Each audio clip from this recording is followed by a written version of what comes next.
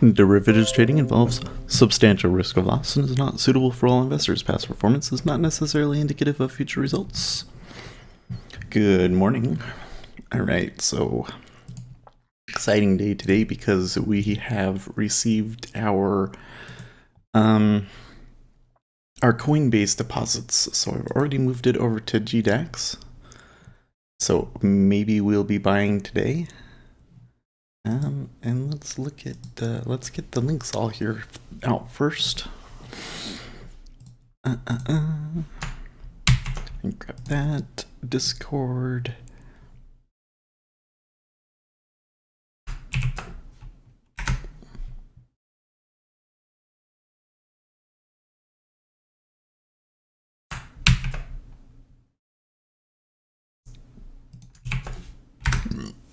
Excuse me. Okay, let's see what they're saying in Bitcoin.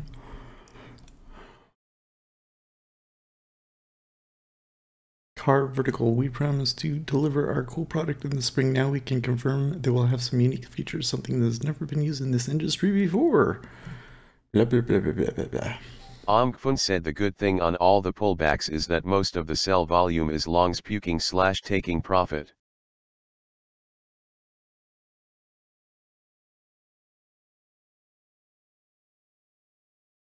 Okay. Well, anyways.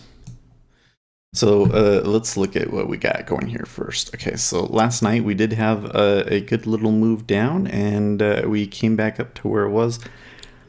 We're getting really positive movement in Bitcoin. I mean, it was another higher high. It's much stronger than anything else we've had. Okay, so here's the open. That little move there was before the open. We're way below the VWAP, by the way. Way below. So the action in Bitcoin is good. I'm looking to buy today, although I really want to get 8. So we'll see. In the note, yesterday after we left, so where was it yesterday? 8, 9. I think that there was like, we caught this, then we left and we had this kind of stuff for a long time. And then after we left, it just... So I had a kids thing, that's right. And then afterwards, we just really dumped. Then they recovered a little bit, and when we made a lower low, when we look at it on the longer term chart, see it pretty clear, you know. There's our head and shoulders. It's resolving. We haven't quite hit the lows that was like freaking everybody out. So if we do have a stop here, you know, it could be around this area. So I'm going to be cautious for sure. On the equities side,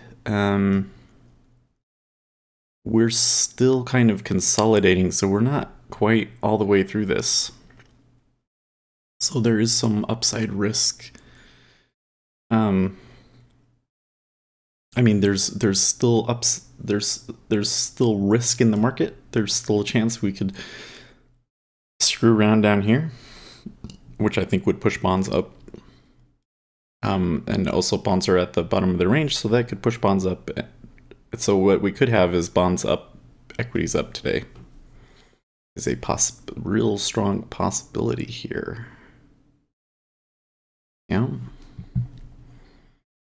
Okay, so let's check here. We do have news in 5 minutes because it's Thursday and we always have the unemployment claims on Thursday.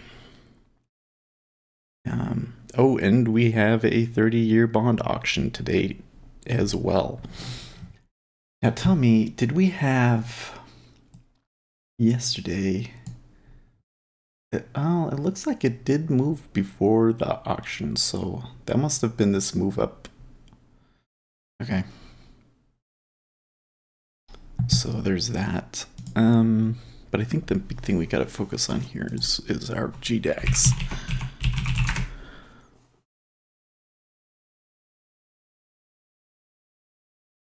Okay.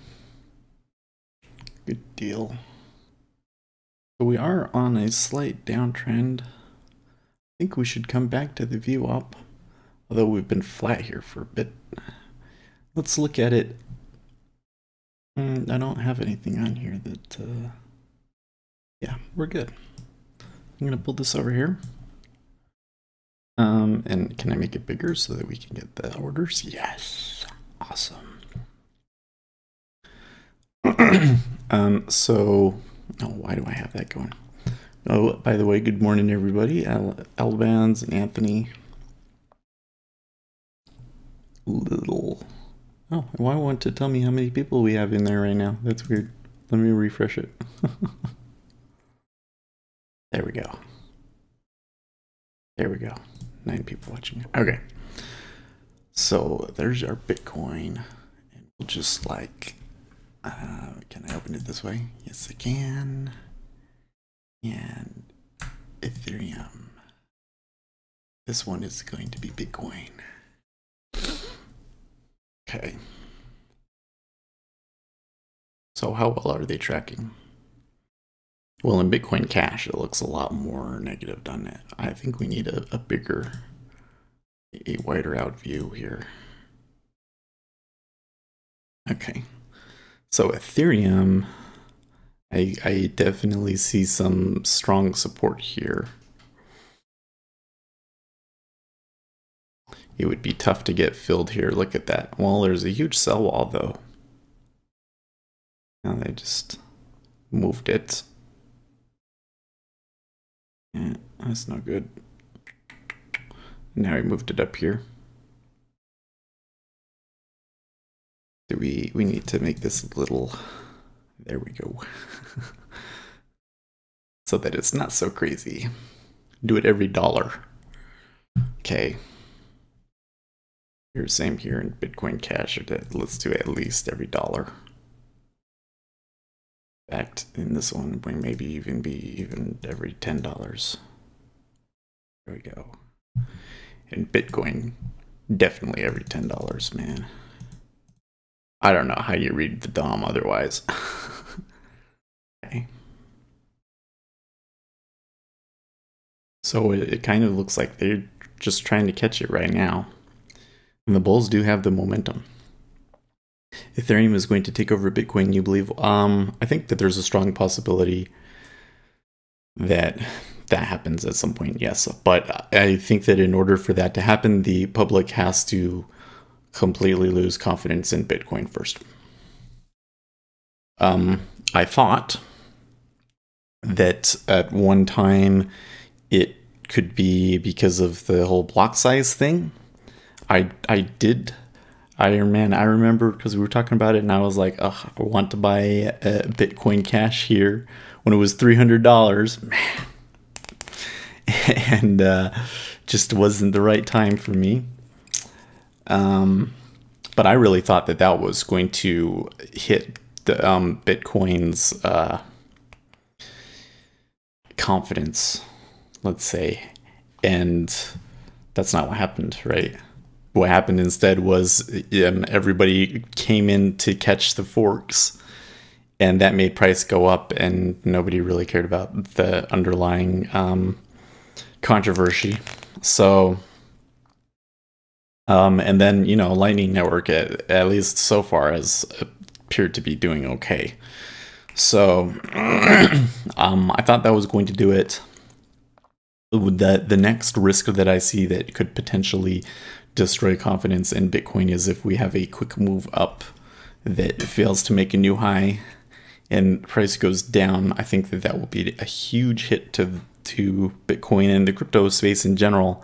And then at that point, it would be contingent upon true believers to buy Bitcoin Cash back up and ride it to a new high.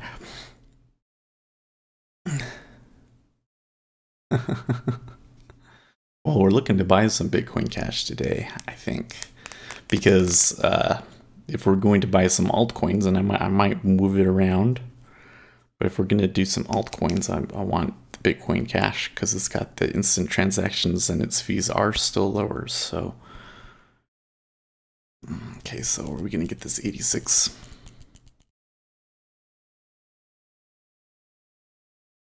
I don't know. Meanwhile, the note sure looks like it wants the VWAP, doesn't it?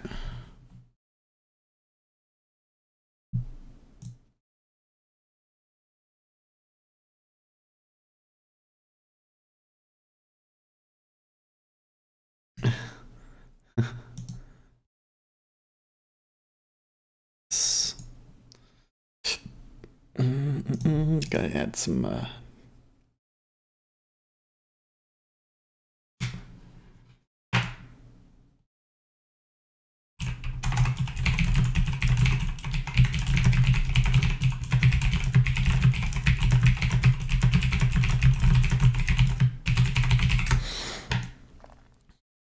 Anyways, what was I saying? Completely. Oh yeah. So I was reading why Bitcoin Cash and not Litecoin, because it has zero confirmation transactions. Huh? I prefer Litecoin. I think it's going to have a big year. Well, so I don't know. The thing is, Litecoin's not that different from Bitcoin, right? And the big thing that deters me from if it's a question between Litecoin and Bitcoin Cash. Okay, so if we're saying the argument is, and I don't think that this is like the ultimate argument, because I think it's much more complicated than that. But if we were to say that Bitcoin is finished, which it clearly is not, at least not yet. But if we were to say that, and we were to put the contenders up as, Litecoin and Bitcoin Cash, why would I go to Bitcoin Cash? Well, one, because they do have the zero confirmation transactions. Two, because Bitcoin Cash is a more accurate. What is the word? They have adhered more accurately to the original white paper. So yeah, so Smiley Ant says Bitcoin Cash feels too scammy the way they have tried to hijack Bitcoin. But that's the thing, is that the Bitcoin Cash community doesn't see itself as a fork, right? They see themselves as, we're just doing what Satoshi would have wanted us to do and what the white paper said to do. And it's Bitcoin Cash, or it's Bitcoin Core, is the one that have changed the whole concept and forked off. And they think that, they have just as legitimate of a claim to the Bitcoin name as Bitcoin does. And it just happens that they were in the minority. And the only reason they were in the minority was because, the core team, that honestly isn't even really the core team, in my opinion, at this point. I don't know how those guys got in charge, but so I think it's completely legitimate for them to say that they should have the name. But of course, since they were the minority chain and there was something else, they had to pick a different thing, and they didn't want to be not Bitcoin. In their mind, Bitcoin is going to fall. Bitcoin Cash is going to take over because it was a better choice, and then they will become the majority chain, and they will become just Bitcoin, and they're going to ditch the name. That's what they think. That's what they think is going to happen. Anyways, but in terms of Bitcoin versus Litecoin, the issue there is, again, if one of the things that drives people to Bitcoin Cash is because they don't like the core team, and Litecoin is way too connected to Smiley Ant says that's just a fantasy. It might be true, but that's what they think. Anyways, Litecoin is very connected to Bitcoin Core. And the other thing with Litecoin is the whole thing with the owner saying, well, I don't feel like it's fair for me to be saying stuff when I own all of this Litecoin, so I'm going to sell it all. What a load of shit. Oh my gosh. No, I'll tell you what happened. You and all your buddies, you have the same indicator that I have that said that we were at a top, and you sold. That's what happened, and you're lying about it. So, just because of that, I kind of don't want to touch Litecoin. Why don't you like the core team? Well, so this is not, I'm not the expert on this, but one of the things that I read a lot and based on what I've seen is true is that the core team prevented a lot of changes and improvements from going through. So, for instance, with Vitalik and wanting to have a Turing complete system that could actually run stuff and have smart contracts, they wanted to build that on Bitcoin. And the core team was uncooperative, and that's why he split off and made a separate chain in Ethereum. So, according to the Bitcoin Cash proponents, if it wasn't for Bitcoin Core, Ethereum wouldn't exist either. Okay. So I'm not too sure how I feel about the price action there in Bitcoin right now, but I want to look at what's going on here in bonds because we had a move up and now we've had a move down. And I do see that the volume is still down. I'll just keep this one over here.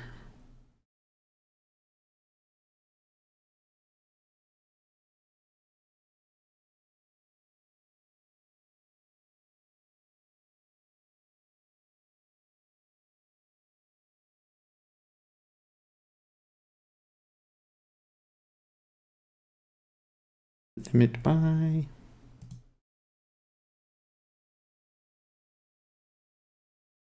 Well, I could just buy this right here at 250 in Bitcoin Cash.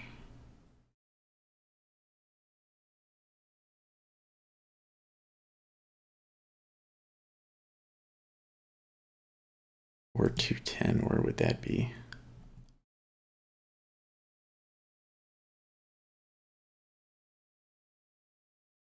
By 0.04 of it. So how much I would want.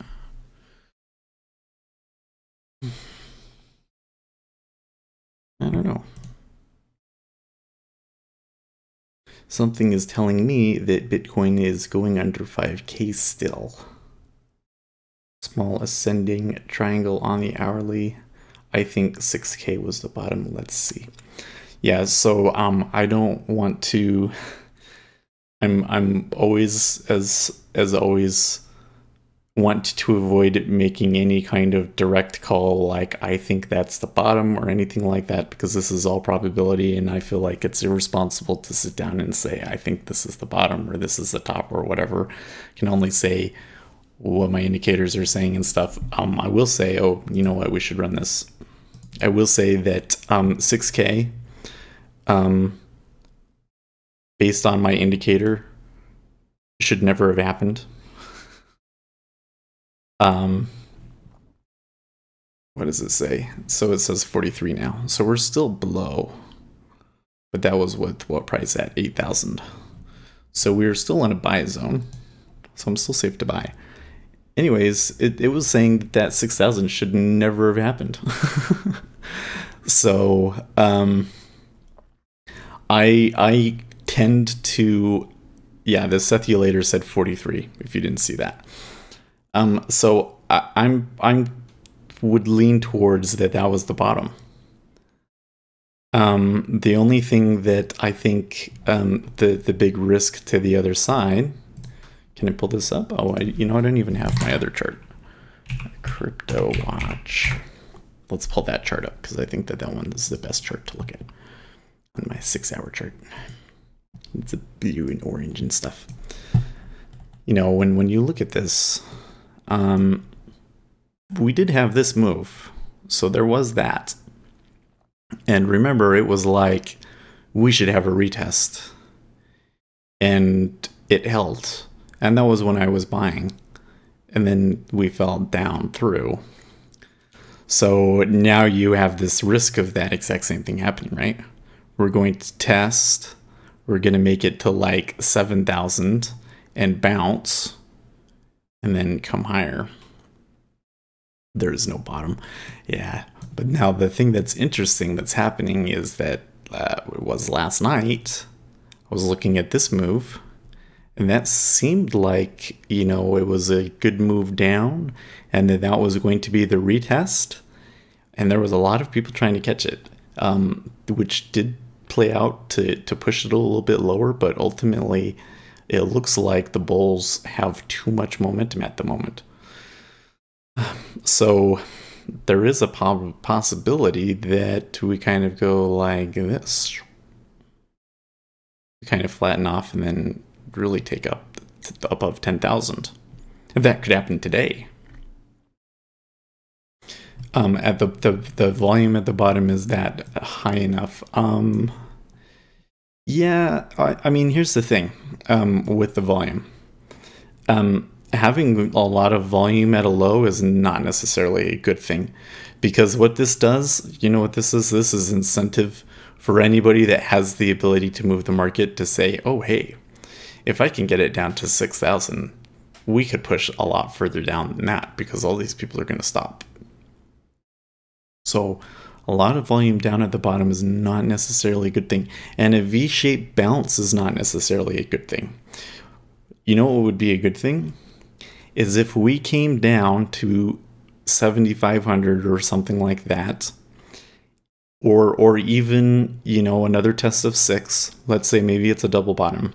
We have another test of 6, and we have another volume spike that is even bigger than this, but we don't get a new low in price.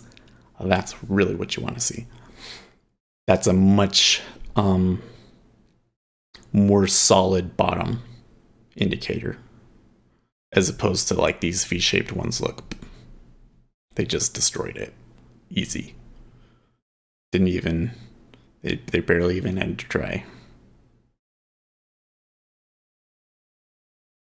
Well, I guess it was more volume than this, but still.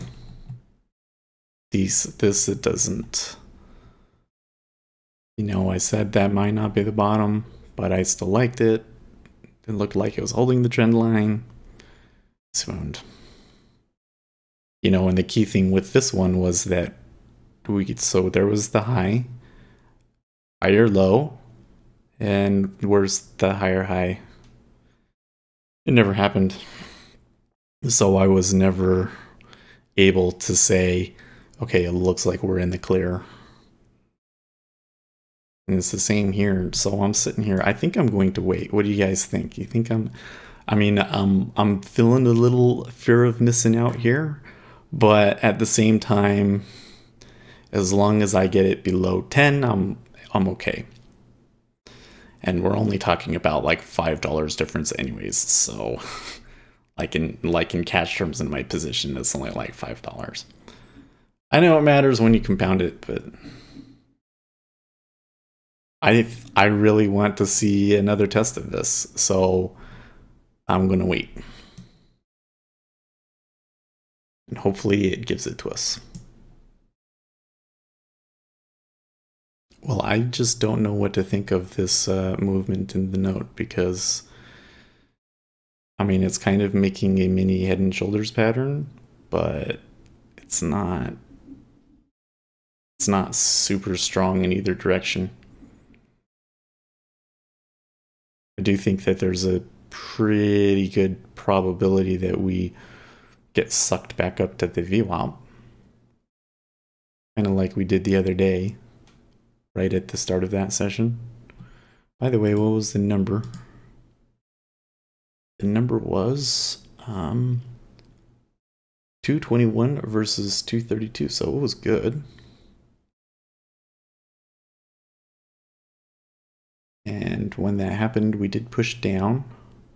So that was, we came up here and then the news came out and that pushed us back to where we are.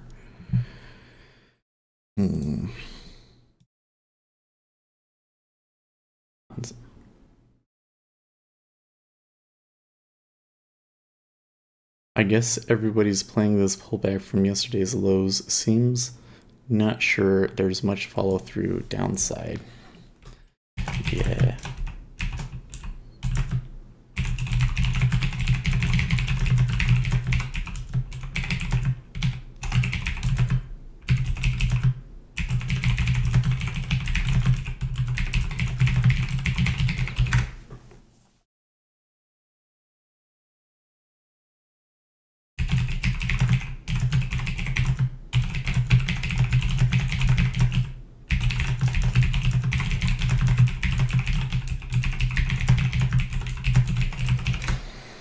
I need to test that. How often do we open significantly away, like when the regular session starts in the note, we're more than one standard deviation away from the view up? What happens?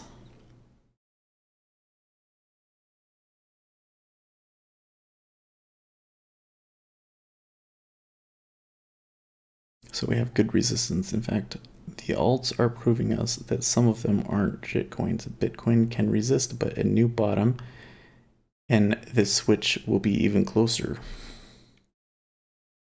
Yeah, I don't know. The thing is that, like I said, I think that for there to be a flippening, the public has to lose confidence in Bitcoin. And so the question becomes, what could make that happen? By the way, the E-mini looks weak right now. What could make that happen? And the thing is that if Bitcoin keeps going down, I don't think that that does it. Because then everybody just says, oh, well, this is just like last time. I should buy it. And I can get mooning gains again in a year or whatever it is. And if that's what happens, if we keep going down and we hit like 4K and 1K and these sorts of places, then sure.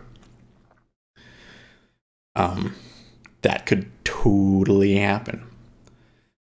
But if we come back up, and here would be a good place for this to happen, so if we started moving back up right now. But if we were to come back up and fail to make a new high and then have another significant crash back to 6K, that would destroy confidence in Bitcoin. That would make a lot of people say, it's over. But then my counter would be, oh, it's not over. It's going to happen again. It's just going to happen with a different currency. It's going to happen with Ethereum, probably Ethereum.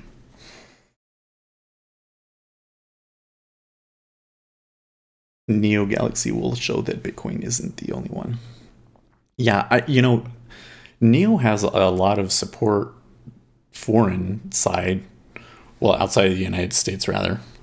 That having looked at it past couple of days because you guys keep mentioning it. And so I think that because so much of the demand is coming from outside of the United States, that yeah, you could definitely see that. Now, another possibility that we have to consider. By the way, are we seeing the buy? Are we seeing the change in the delta yet? No, we're not. Although we are tick up. We're like right here on this edge, and I want to see them take this. I want to see them take this low volume area.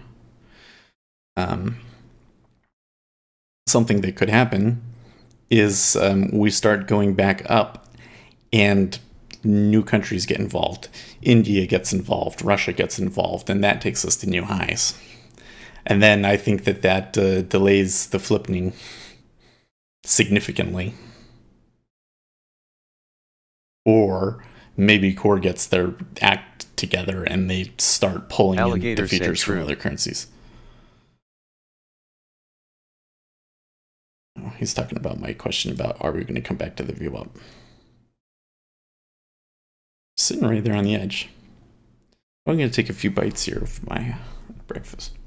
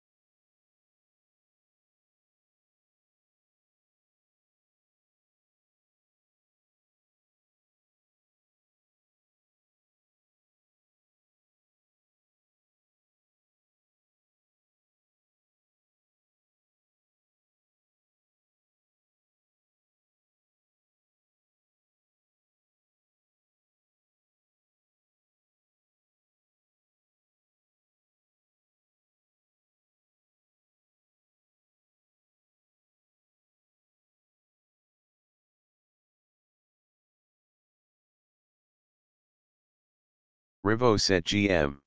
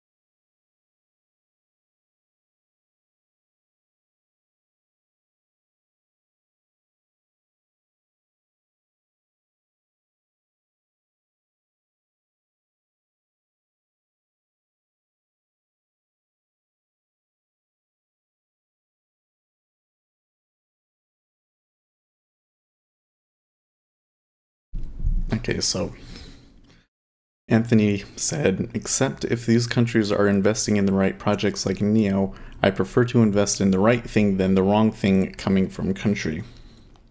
So yeah, I think the big the thing that kind of still holds that back though is that the vast majority of the ecosystem is based on Bitcoin being the only real way to change from fiat into cryptocurrency. I guess you can do it with Ethereum and with Bitcoin Cash now through Coinbase. But the vast majority of the money that comes in comes through Bitcoin. So I think that kind of affects things. So they did not stick to that 24.5 for very long, and I think there's a good chance that with my order here at 25 that it will not get filled, but let's see.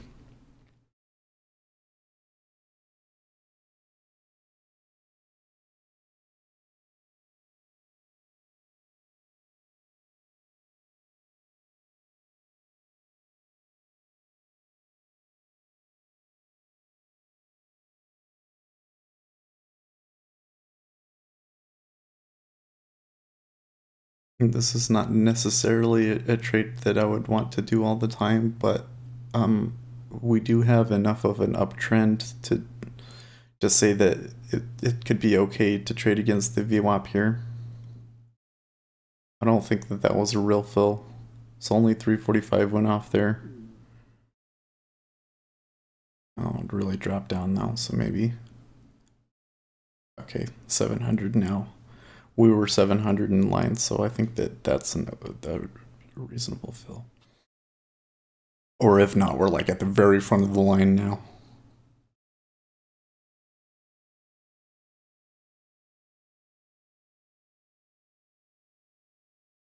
So yeah, now the split side of that is that that's just talking about a flippening. So I just don't see the flippening happening on the leg up.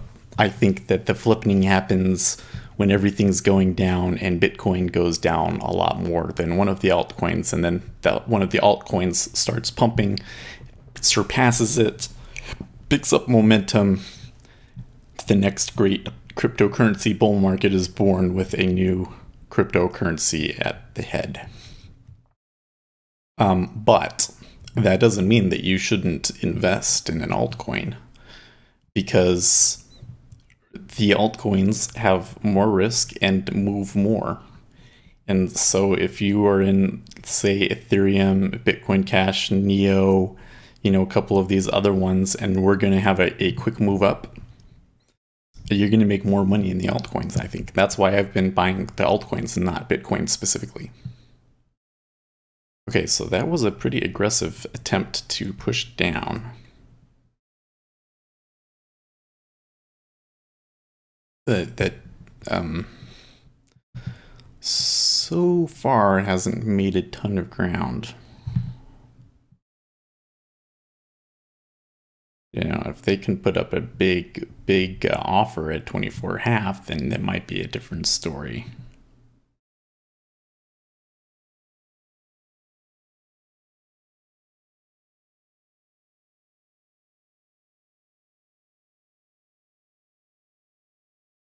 And see, it's like right on the edge of the profile, and you can see that the market makers are just fading the range.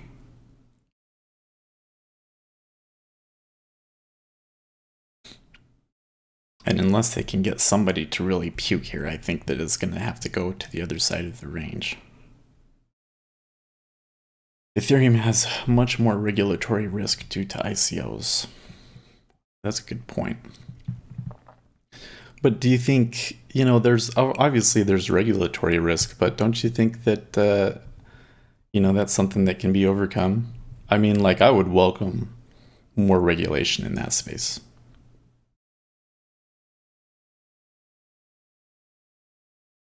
But if security tokens take off, then it's moon.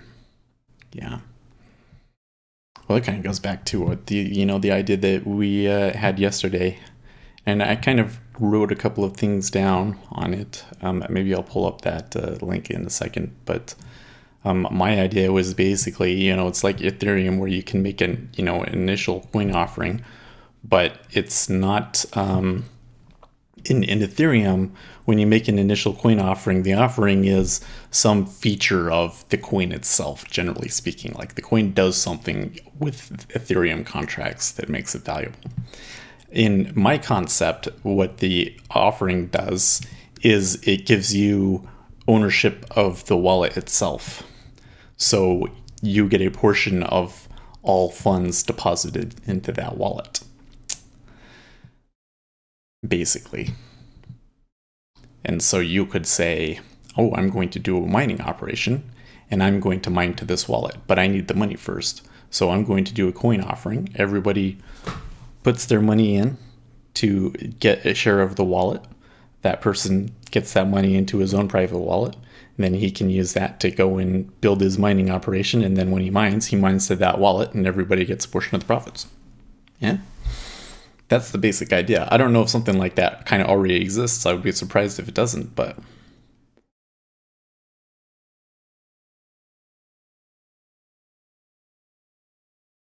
yeah. If security tokens take off, then it's moon. That's a good reason for moon, because it would be treated as a security. Yeah. Sounds like dividends. That's exactly what it is.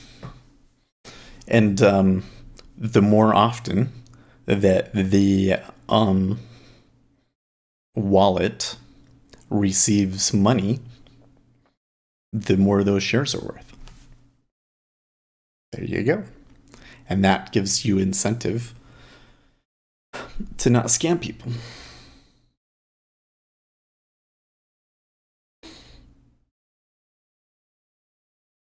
Oh, sure. Yeah. But you're right. With my idea, there is some regulatory risk, and there's a lot of scam potential, for sure. And there's a lot of, because people could try and make pyramid schemes with Alligator said Bun's very weak, weaker than ZN. You could say, oh, just buy a share of this wallet and then put all of your stuff in the wallet. And, obviously the people that got into the wallet first will make the most money, and the people that got into the wallet last are going to lose wallet money. And you could use it to make a pyramid scheme or a Ponzi scheme. Of course, everybody that's using it would know that's what it is. It'd be pretty obvious at that point. Check the GDAX order book. Okay, good point. I get distracted.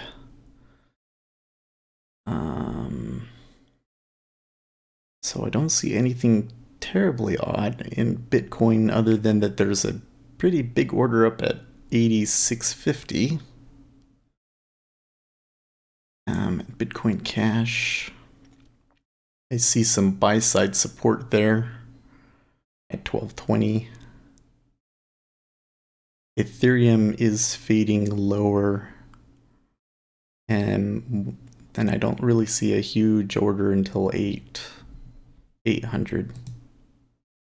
What am I supposed to be seeing, Saf?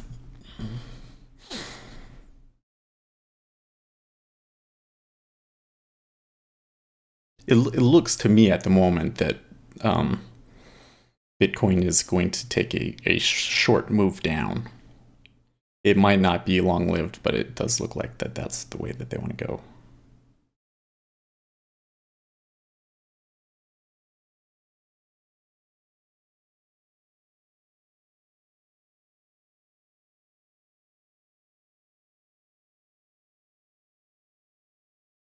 Yeah, preparing for pullback. It kind of looks like it wants to go lower and people are preparing to pick it up as it does so. Because the big orders are all on the downside. Yeah, and look there, Ethereum definitely broke down. Bitcoin Cash is kind of doing it. Oh, Bitcoin definitely is doing it. And we're getting some movement in bonds as well as equities pick up.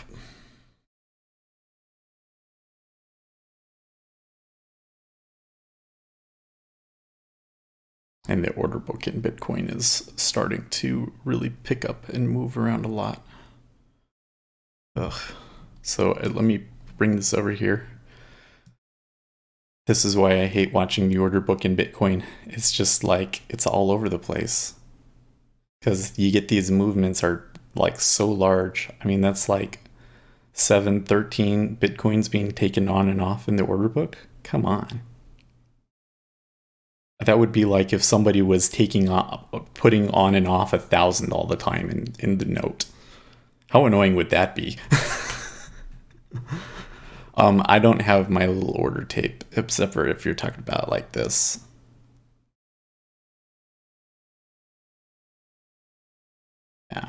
I have my own order tape, and but I don't have it on this machine. I haven't done the stuff yet to make it easy to move it around and stuff. I'd have to install NPM on this machine and run it and everything. What I need to do is I need to just get the time to test out building it so that I can just run it that way. Yeah, I wish.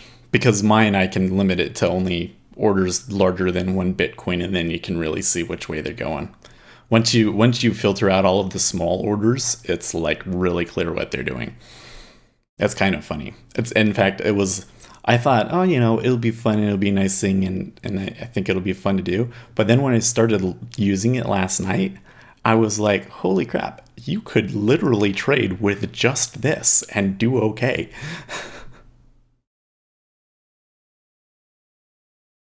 Okay, it does look like they're recovering and they're going to try and push to the other side of the range now in the note. And it also looks like in Bitcoin that little move down got faded. Yeah.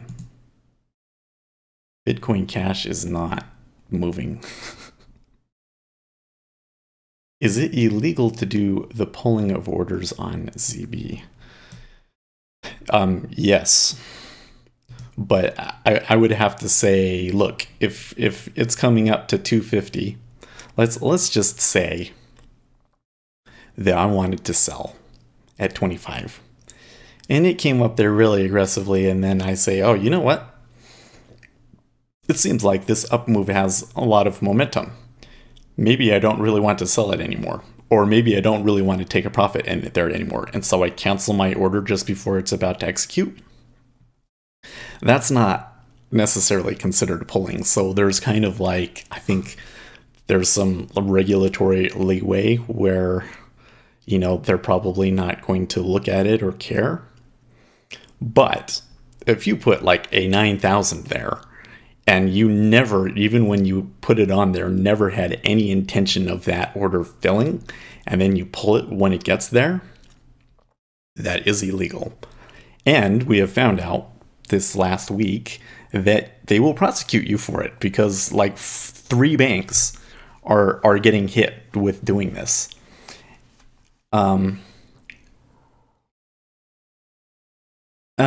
What do they call that? Is this? I think it's this button right here. I forget what they call it. I'd have to go back and look at the documentation to see how it calculates that, because I'm not sure if it's the pulling. I think that what it does is it looks at the well, I don't have that column, but there's a column that says like how much has it changed. The current trades change column or something like that, and I think that that's basically a chart of that.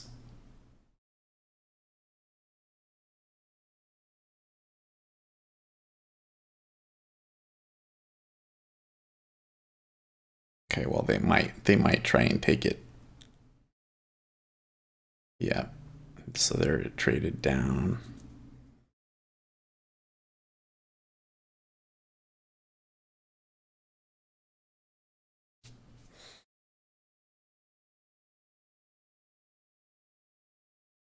Buyers need to firm that up a lot faster than that, guys. There you go. There you go. Anyways, and the thing is, when I first started trading the note, I would see them. Like something would happen and you would see the big order would show up. And sometimes I saw it where they pushed through it. Like when those things first started happening, you could tell everybody in the market was like, oh, wait a second. What is this? Why are they putting this here? Is this a trick? Is this going to pull? What's going to happen? And they were all super wary about it. And what I started to see was, and I saw them maybe pull one time. But then what I started to see was that when somebody puts something up like that, it is very often just completely taken out by one guy. And when that started happening, you started seeing those less and less. So I think that since I've been recording live, we've seen them twice. And in both instances, they got taken out, they got filled. And so I think what happened was the banks started getting hit and they started telling their employees, hey, you need to stop doing this. And so people stopped doing it. I think that people stopped doing it.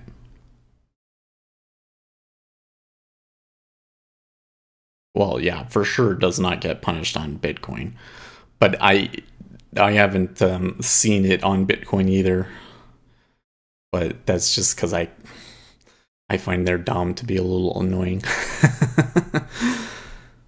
Yeah, the pulling behavior.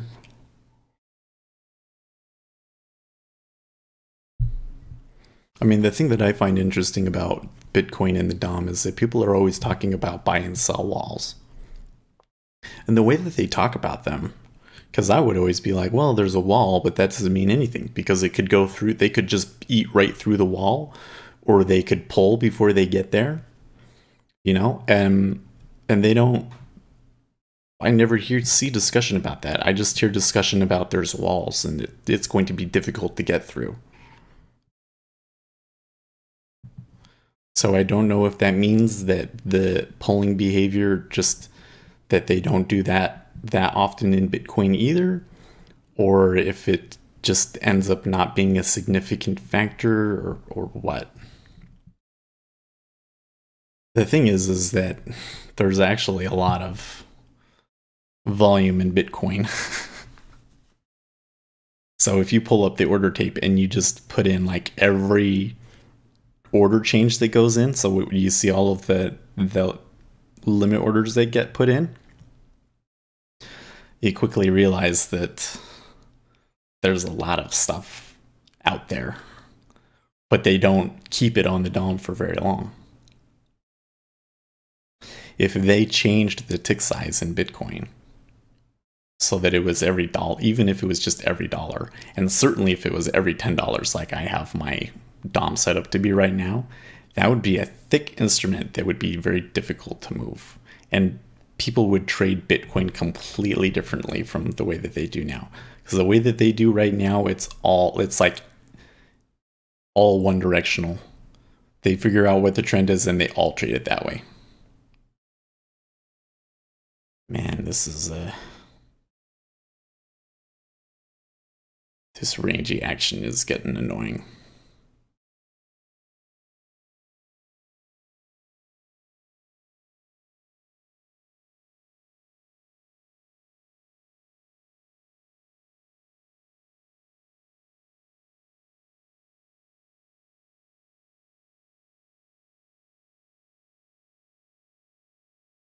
If you had a whale with a 1K Bitcoin trade, he would want to break it down into smaller increments, right?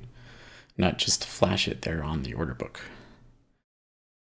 Well, I mean, generally speaking, I would say yes.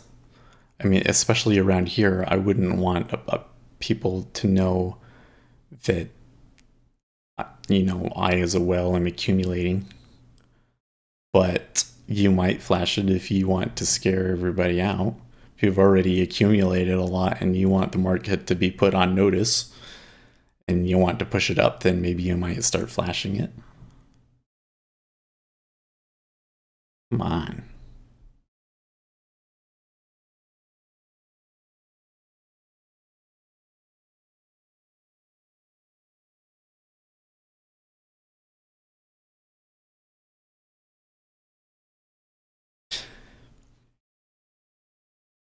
Better. Much better.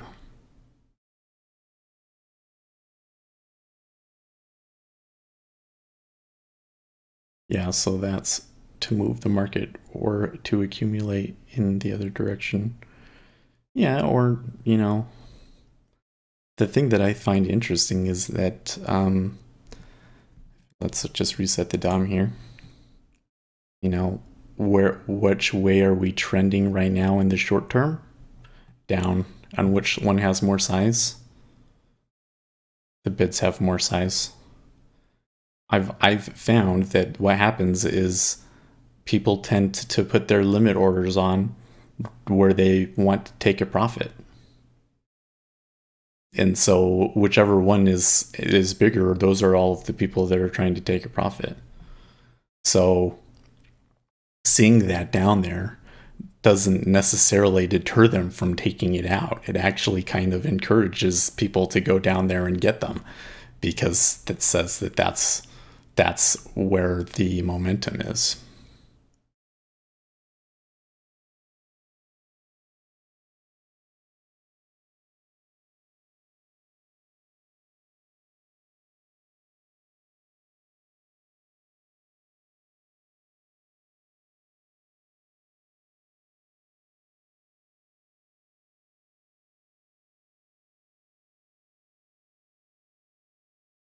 Yeah.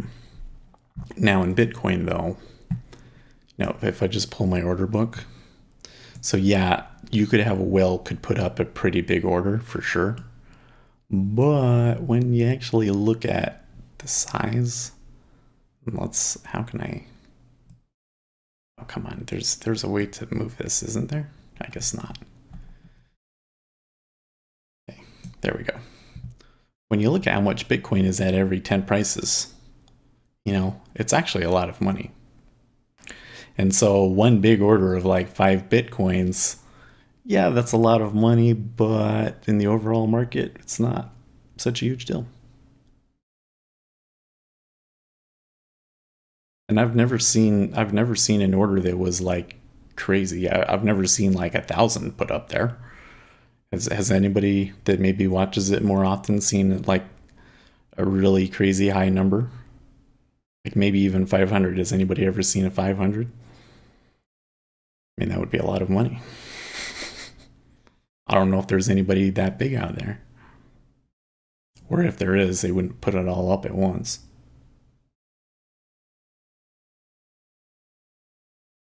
This thing too, I don't understand this thing. I think that they put it on there because people want to know how much money would it take to take out all of these prices and move the price.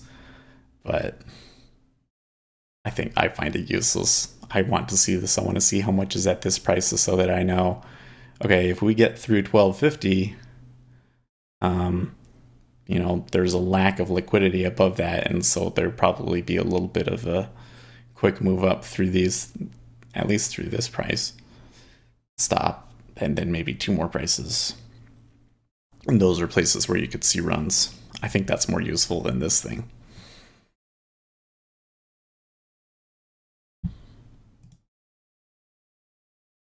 Oh, so South says I have seen.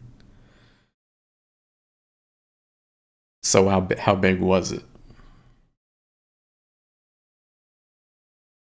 Buns reek weaker than ZN. Alligator's saying.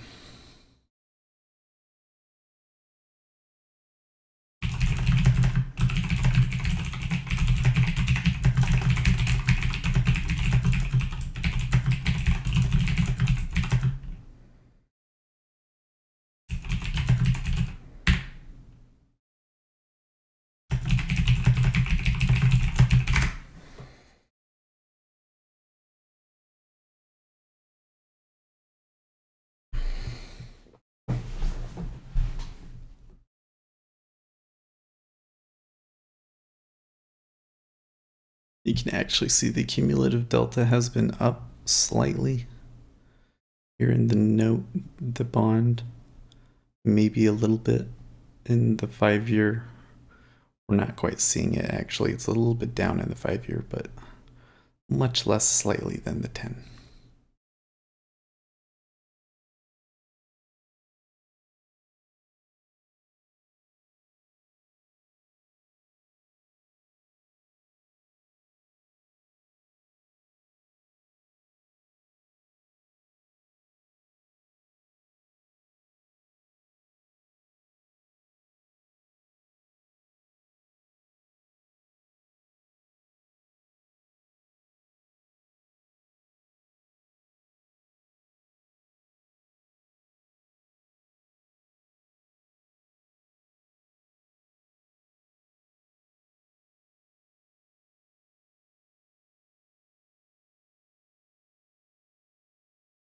Oh, 1K.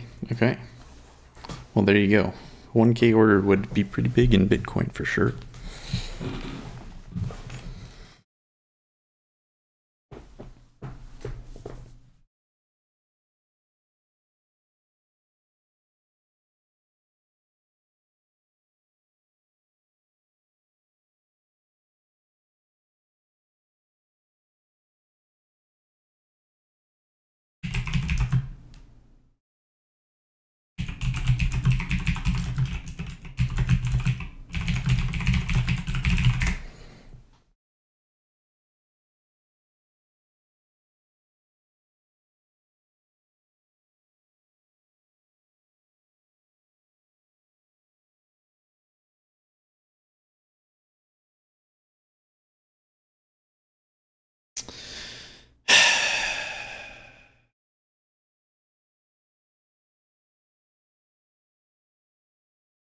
Yep.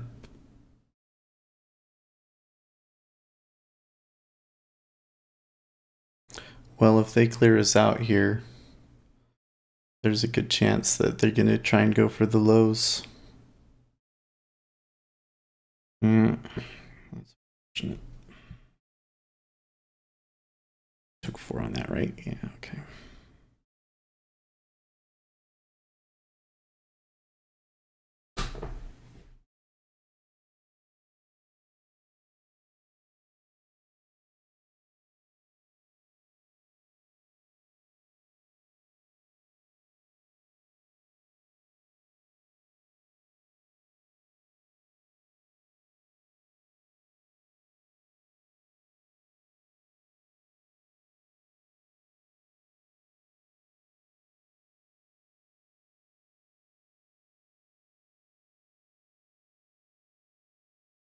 Only only Bitfinex has default iceberg orders as part of the exchange software. I wasn't aware that any of them even had icebergs. I just think they need to change the tick size. I think that having a DOM for something that's worth $10,000 and being able to price it down by the individual cent is kind of silly. I think it should be every dollar, at least. Thicken it up.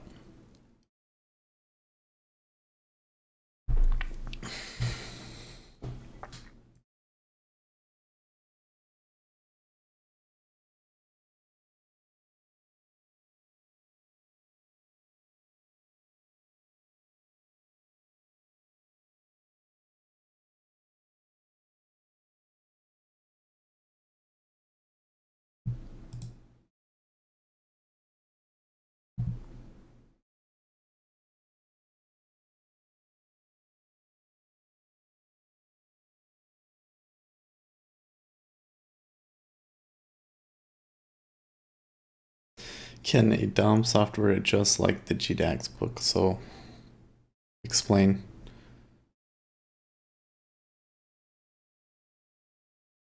You mean like the way that you can combine a bunch of different levels?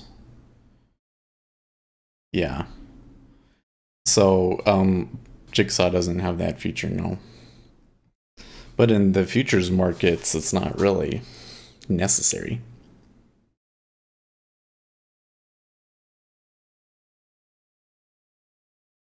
So in the futures market, the tick size is determined mostly by, where you would need it to be to make a small profit for a scalper.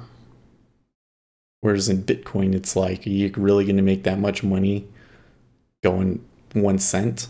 And no.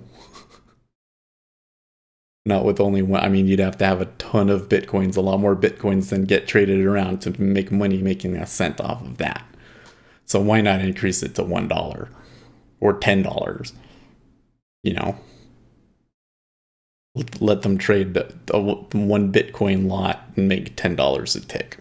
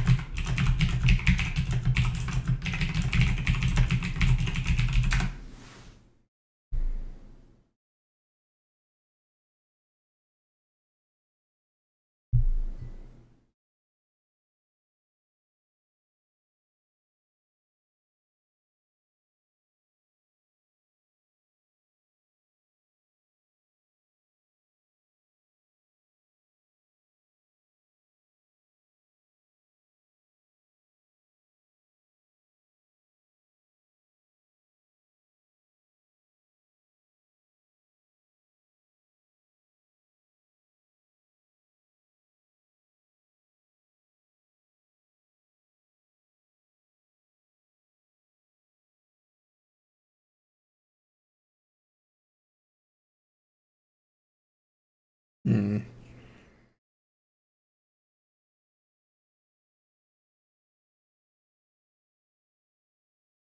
Still absorbing on the upside, so it looks like there's some big guys that still want to push it to a new low.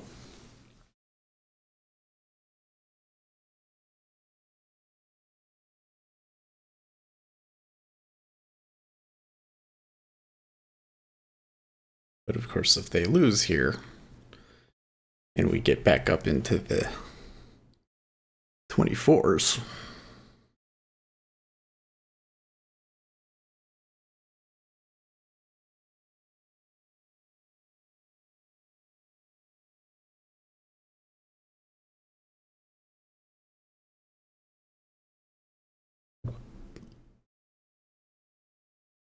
Would love to have the GDAX grouping at $10, grouping with some additional DOM stats. Well, I would really like to see this in Bitcoin. Want to see how many orders are actually going off at each price, because the way that their DOM and everything is set up, it's pretty much impossible to see. Because you can't tell, you can see how much was at a price level, but you can't see, at the very least, they would need to put a volume profile to the side. If you had a volume profile to the side, and you're really good at seeing that, then maybe you could.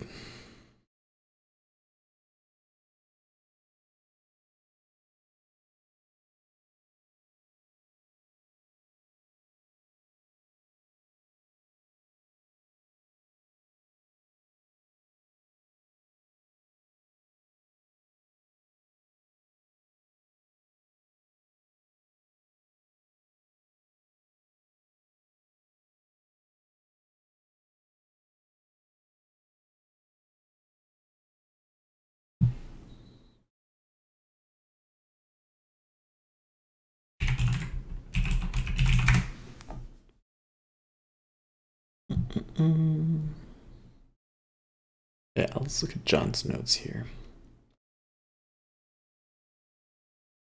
He wants to see 144.10 or a move higher.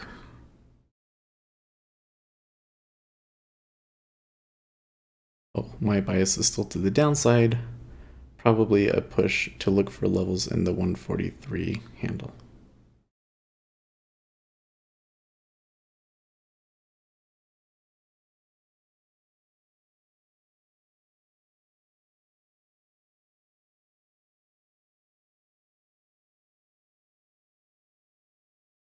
It still hasn't busted yet.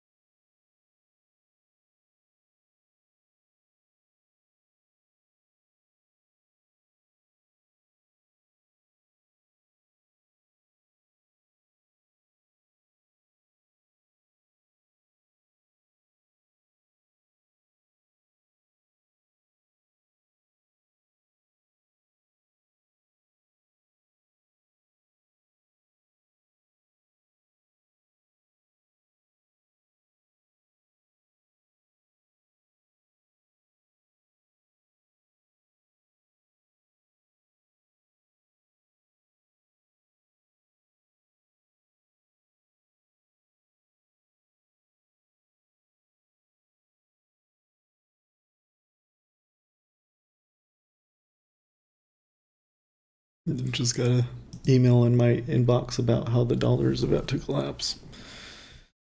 Okay, if you say so.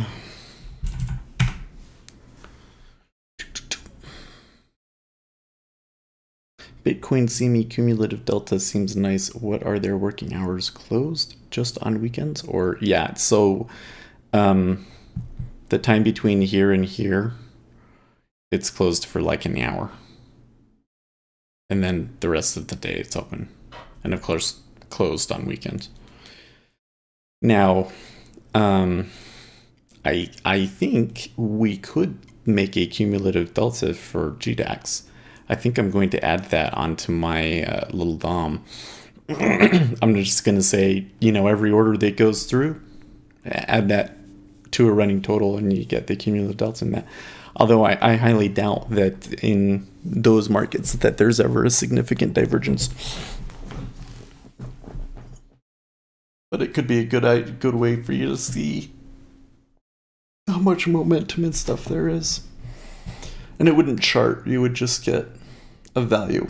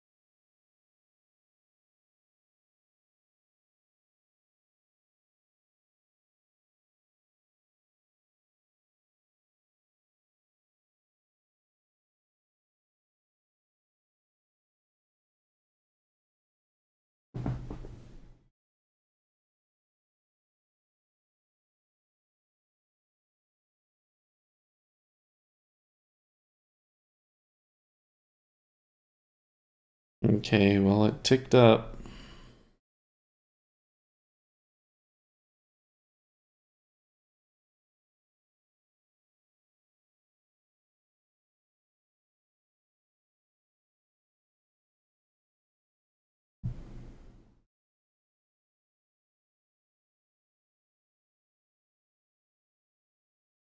We get back up to 25, I might take it long.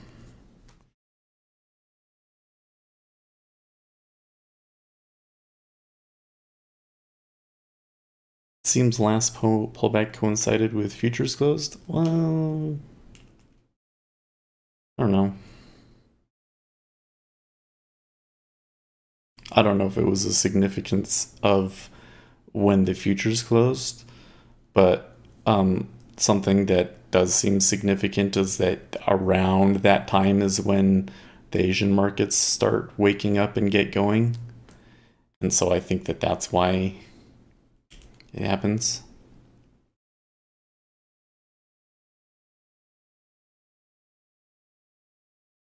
So basically, it came down before the Asian market started going, and then right here, this is like 4 o'clock our time, 8 o'clock their time. That's when their market starts. So I think that that's why it happened.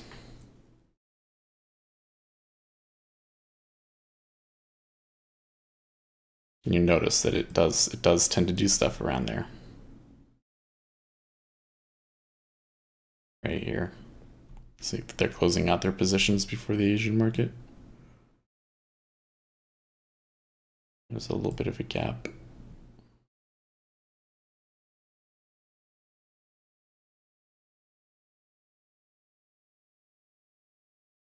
They should change the time that it resets and make it a little bit earlier, I think.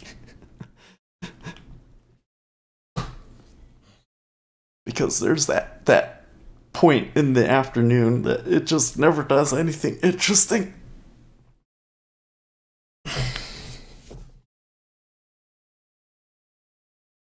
Like somewhere around here. It's always kind of. Where's that? 10, 11, 12.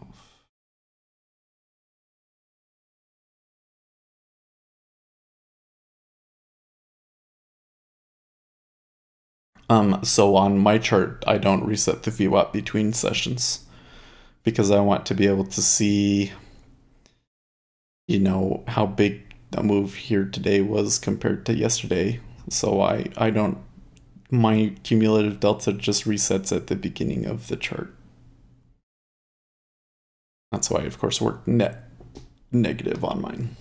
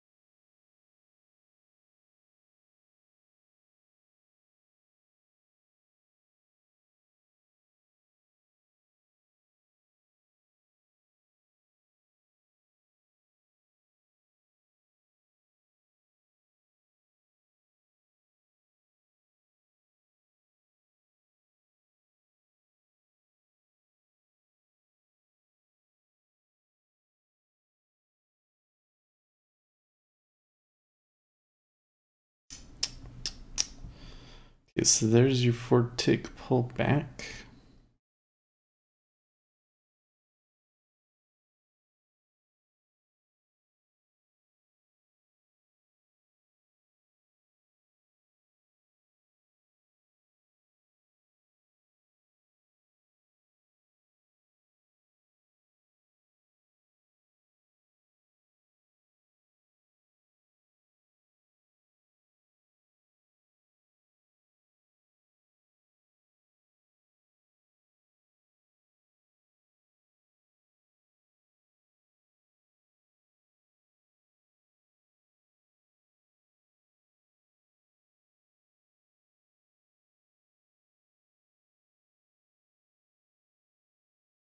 Problem is the way that this profile looks kind of indicates that we could still make a push lower.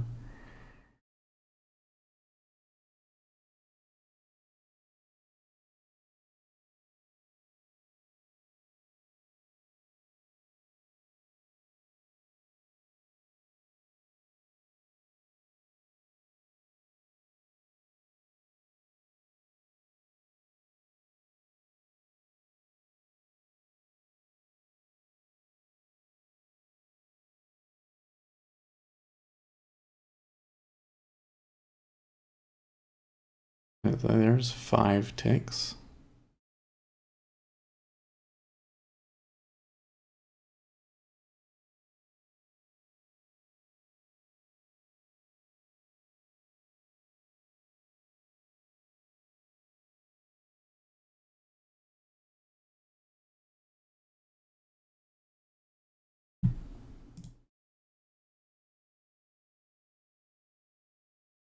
Sure, but when are the futures closed before the vertical line? No, it's right at the vertical line. It's right at the vertical line is when they close, and then you see how between here it says like 456, and then here it says 1604. So that line represents an hour of time that's not shown on the chart when it's closed.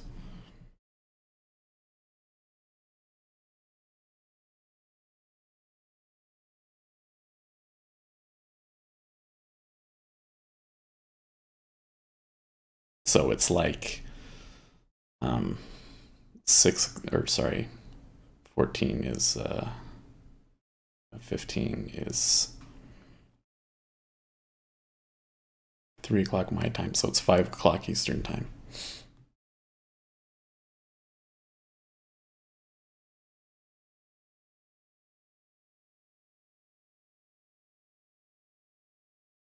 Hmm.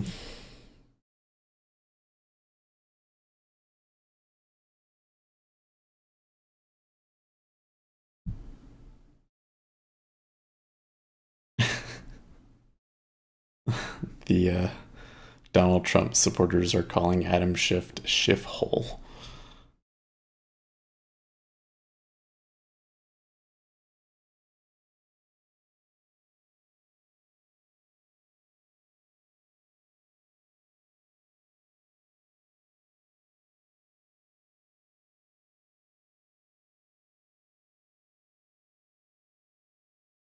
Okay, so they got 5 ticks, and maybe they're going to turn, maybe they're not.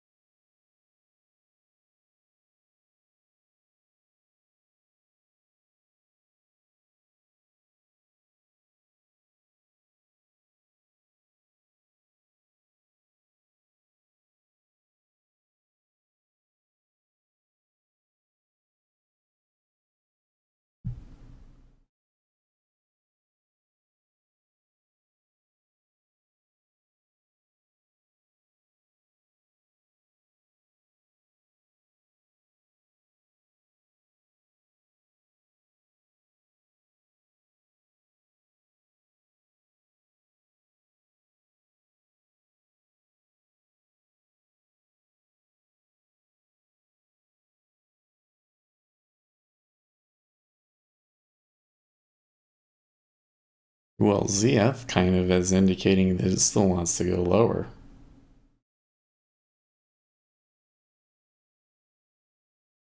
Alligator said yep, looks like a double bottom is forming, am playing long side.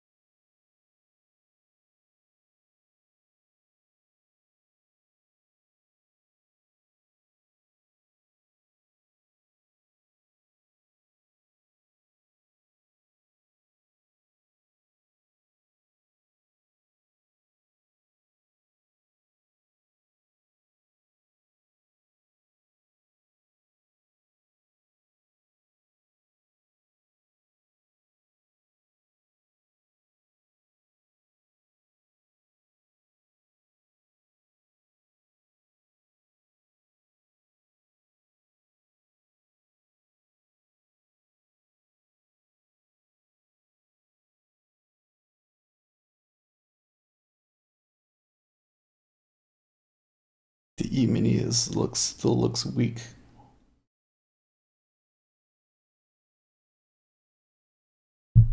It's kind of doing some weird stuff.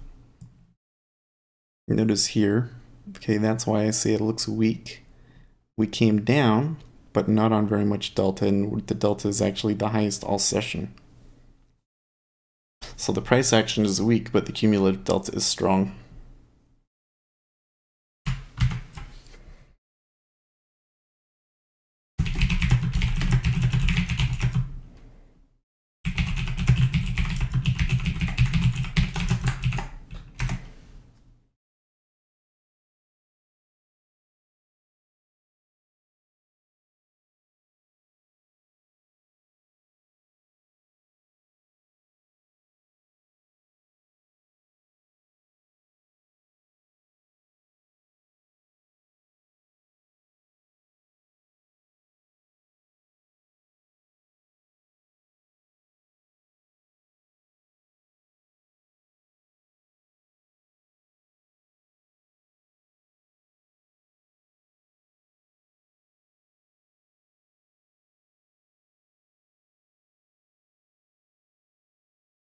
At the moment, I think I'd still have to favor a short.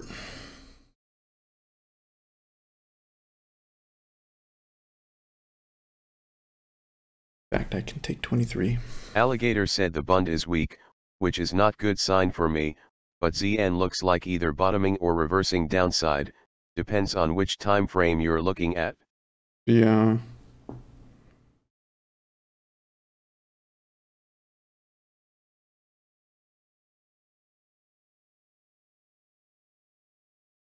Alligator said, well, not anymore, now I know, frowning face with open mouth.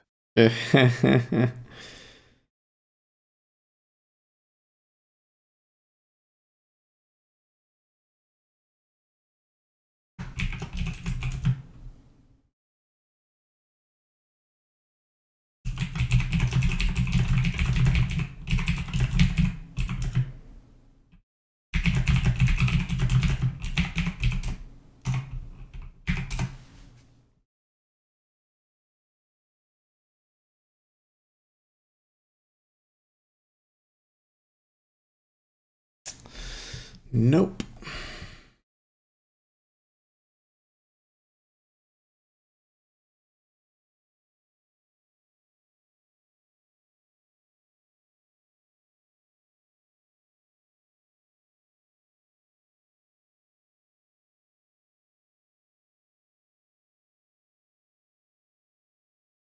Should have just clicked in.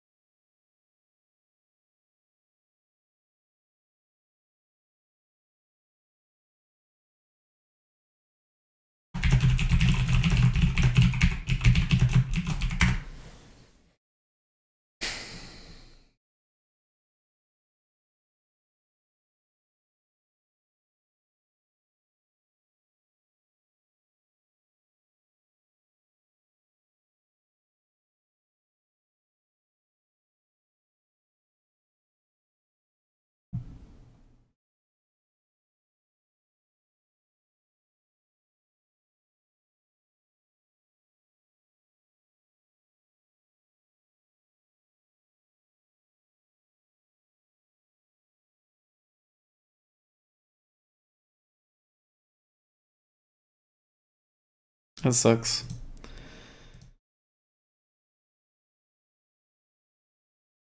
CME futures are liking the small dip. Yeah. Interesting. I mean, we would tend to come back to the view up, I would think. But they clearly don't want to do it in Bitcoin.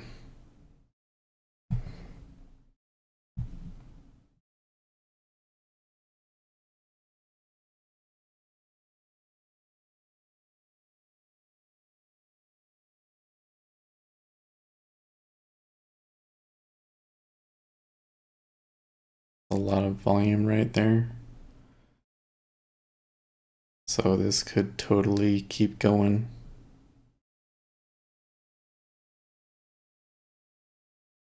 Yeah, see, they're just gonna bust right through it.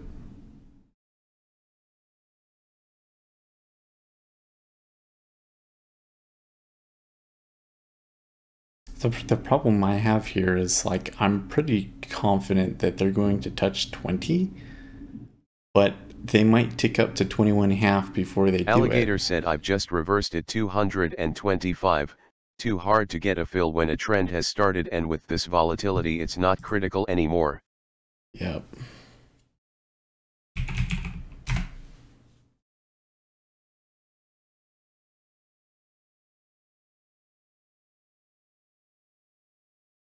Oh. Oh. Whoa, whoa, whoa. No thanks.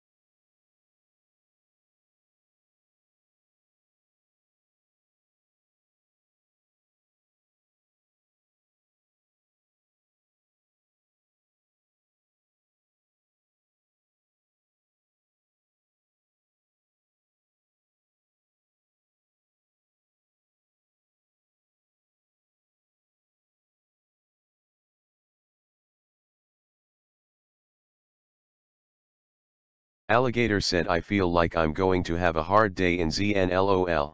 Yeah.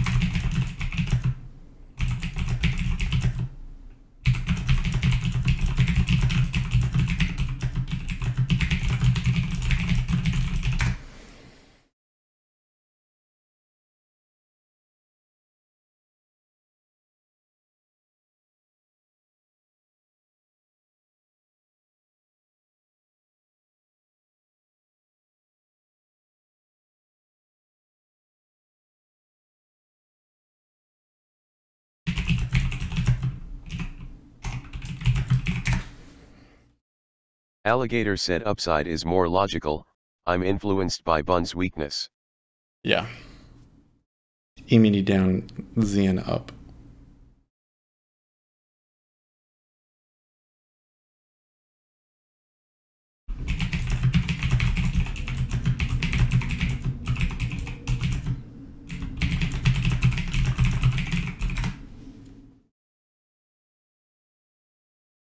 Or not.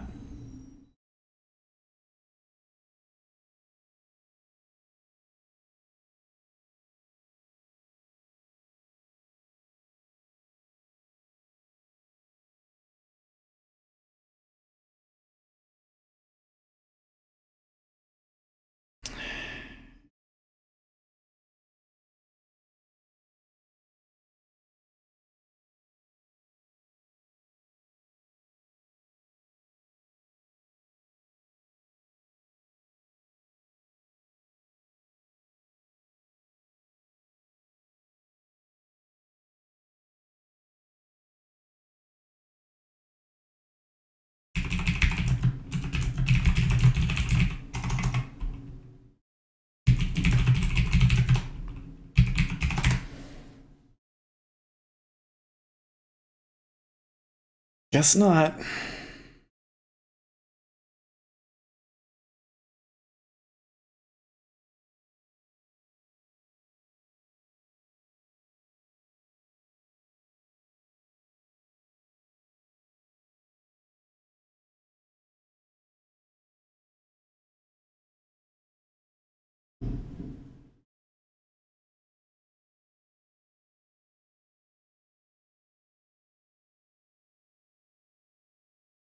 I think I'm just way too late on all of these I get in. It's going up, I get in, and that's right where it turns, huh?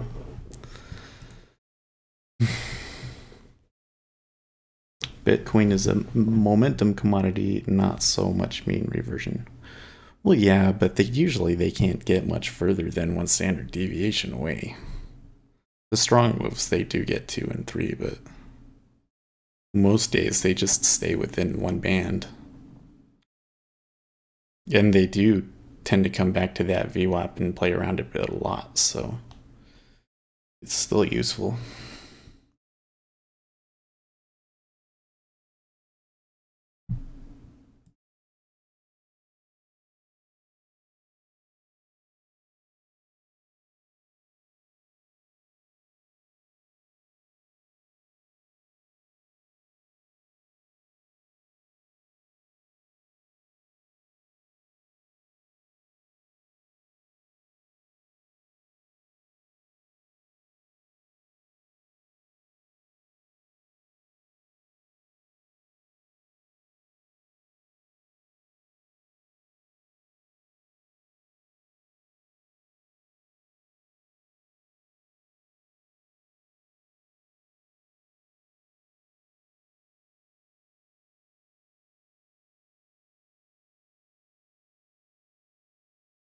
So the E-mini came back, and that's what caused us to come back here.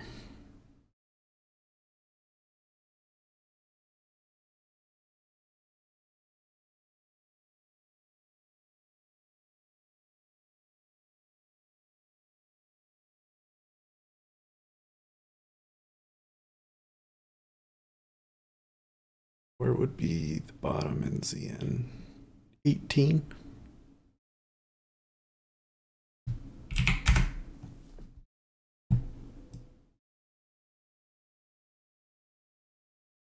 $17.5, 18.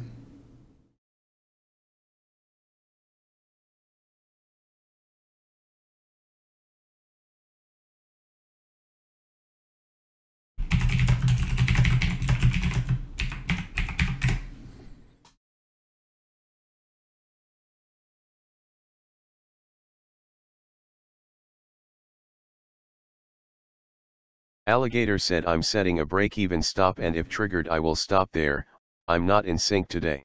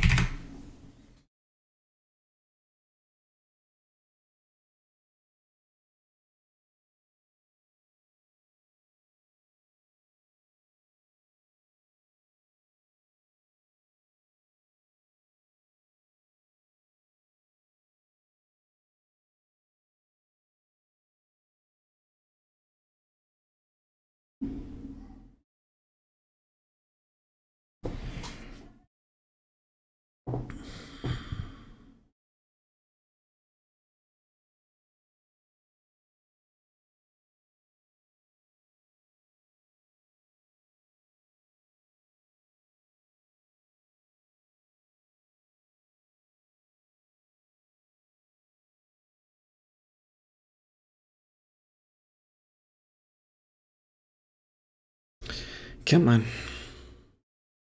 Hit it.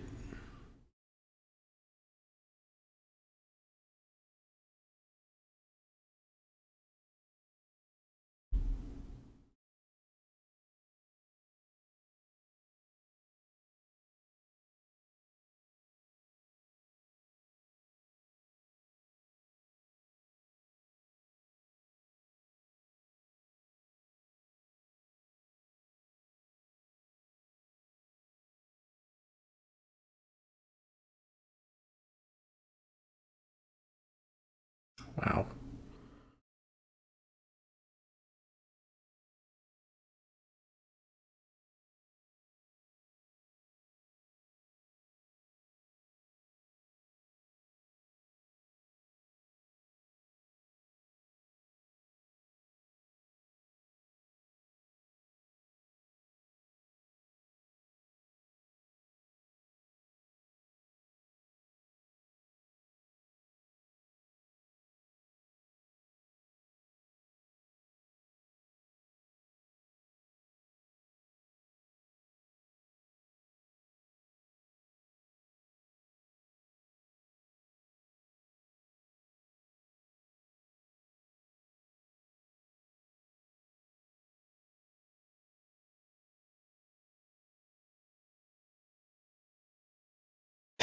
How big is it going to be there?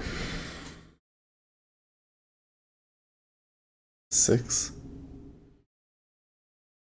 They're not done. Bid's not putting up anything.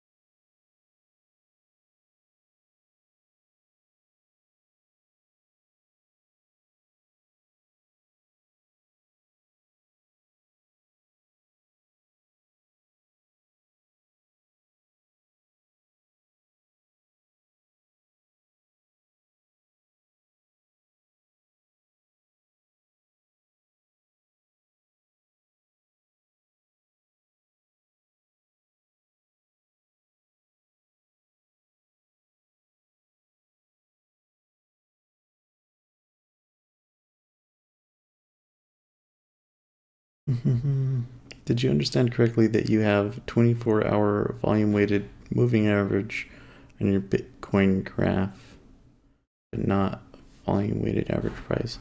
Don't you think algos use regular VWAP more than 24-hour volume weighted moving average? Well, so I'm not using a volume weighted moving average. It is the volume weighted average price, but it just doesn't reset at every it doesn't reset to 0 at every session, but it still is the right. They come out to be the same over the long term. Could show you, but I'm in a position that's going against me. Oh, actually, you know what? Sorry, I was confusing two different things in my head. Yeah, the VWAP resets at the session. You're right.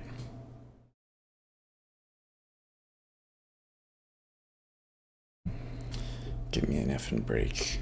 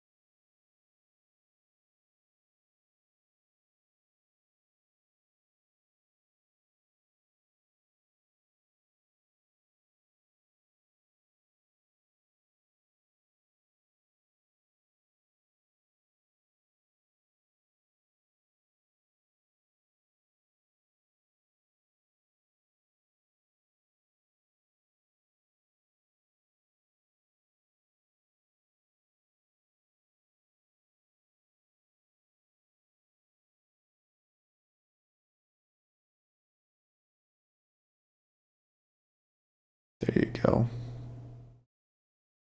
See them put that 2 and then pull it. It was like the robot put it on, and when it didn't immediately go, it said nope.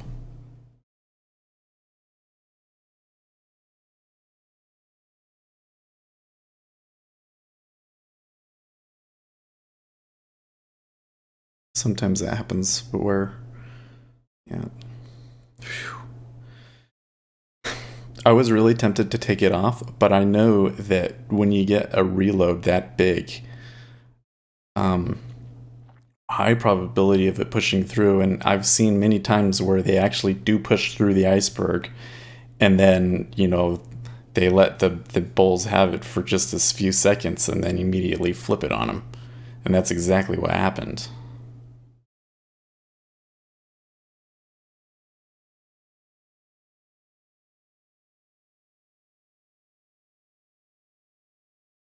They're fighting it too hard.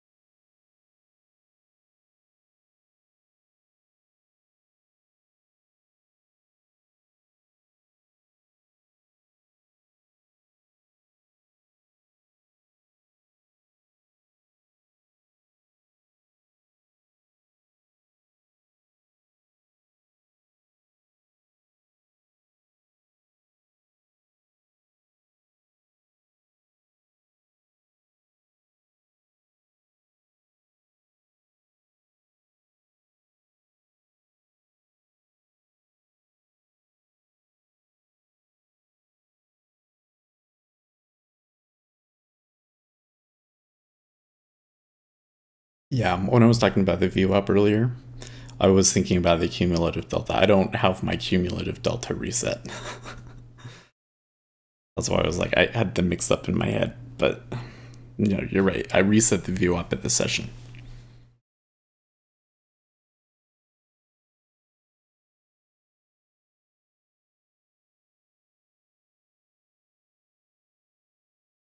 But I have found that the time frame that you use that for doesn't matter.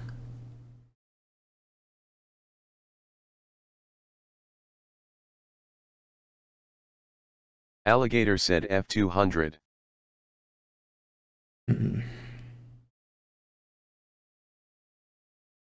Man.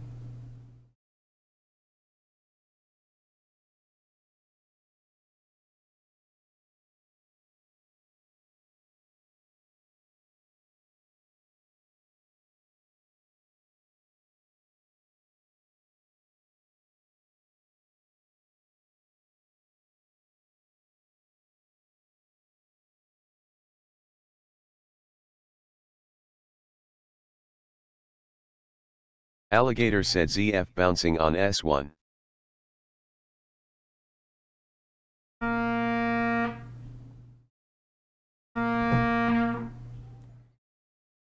No thanks.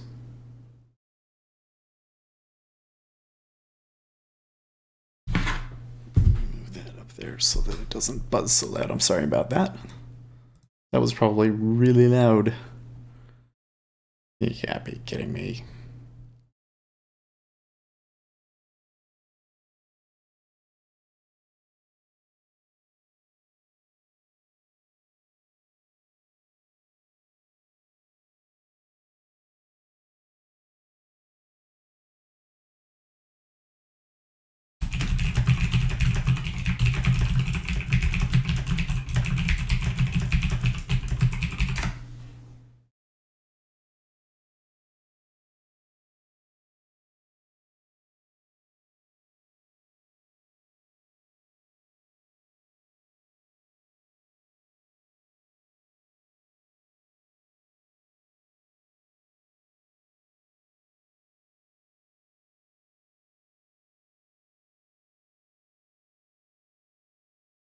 Alligator said yes LOL. I just said to Alligator, this is just trying to stop as many people out as it can.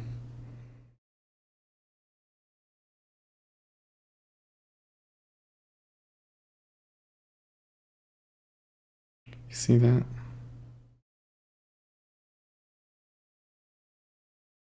So lots of velocity right now.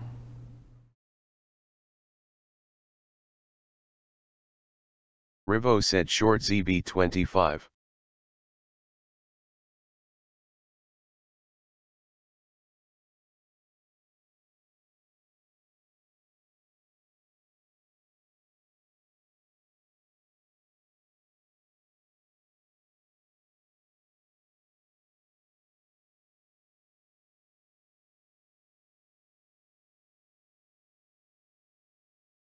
That velocity there when it started, the velocity picked up and then it started going down. So they're definitely going to make a new low here.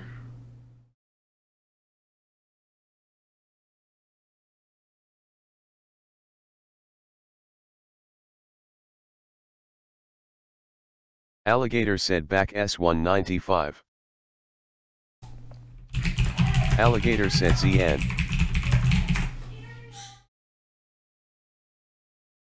Trade the traders said +3.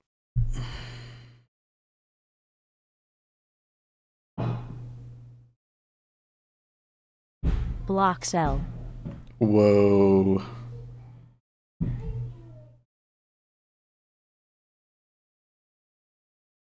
That was it. Oops. 18.5. Minimize. 18.5, 3,000.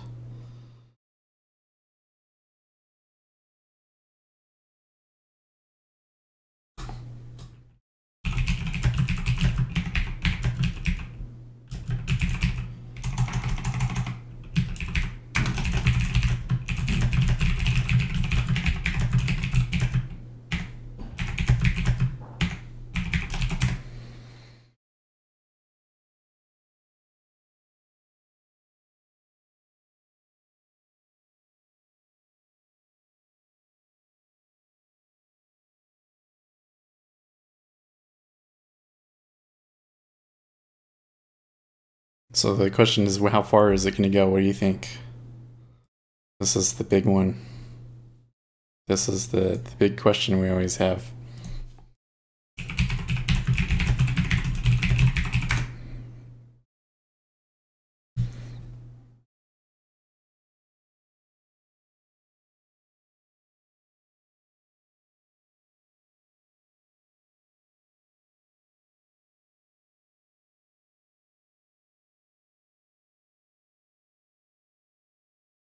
Yeah, moving through it with this much velocity and volume. Holy crap, man.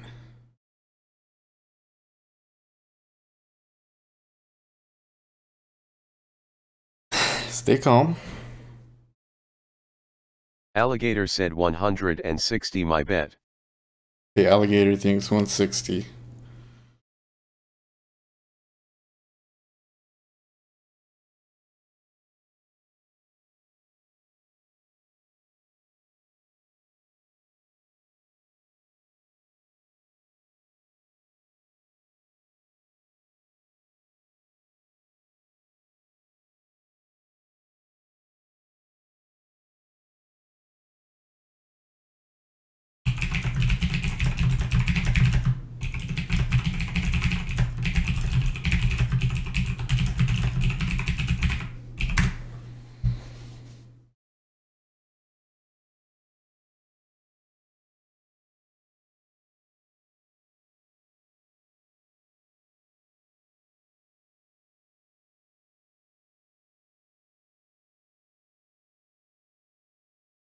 Well, the interesting thing here is, like, for instance, in John's notes, he just said, I think they want to test in the 143 handle.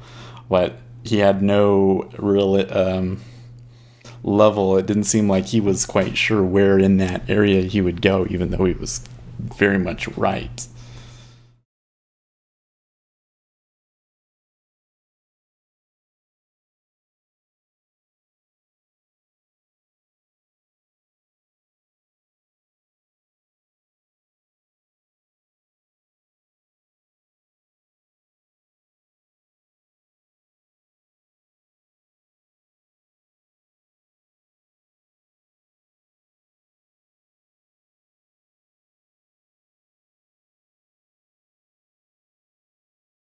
Rivo said I am bit worried.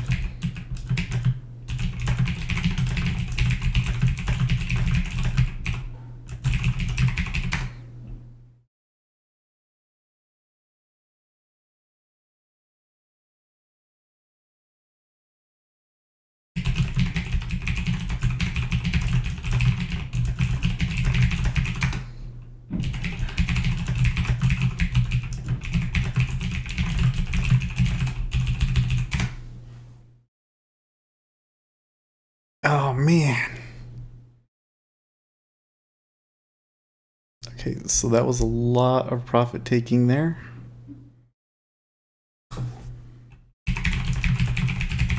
Alligator said ZF is so volatile, 2T moves like nothing. Trade the traders said +4.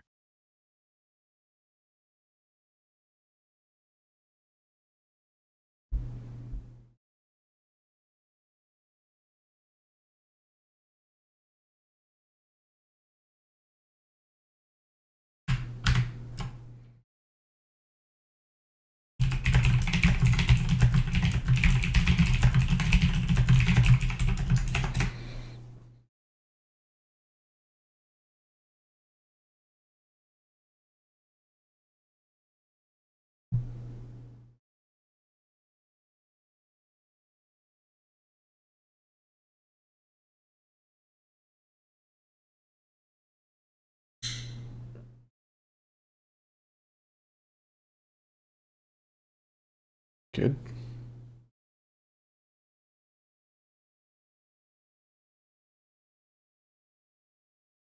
I don't know, they're fighting it too hard, these buyers. Yeah. So they did all that, and then they put the 1,000 down, and nothing has gone through. 2, 6, they pull, come on.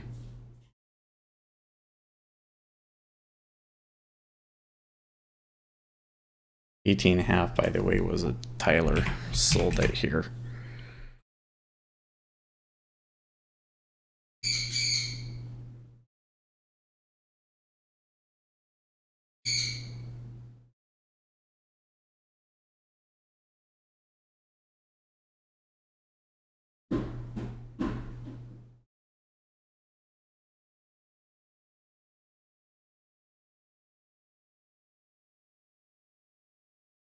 That map move back up was a kind of like a...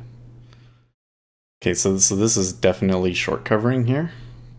You notice that on the way down here, it did not take... They're not... It's only taking a few hundred to push it down.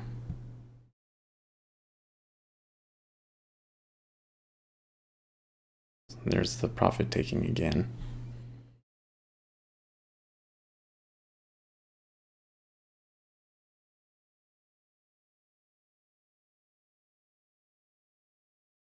Trade the traders said, guys, do not hunt the sharks but the small fish.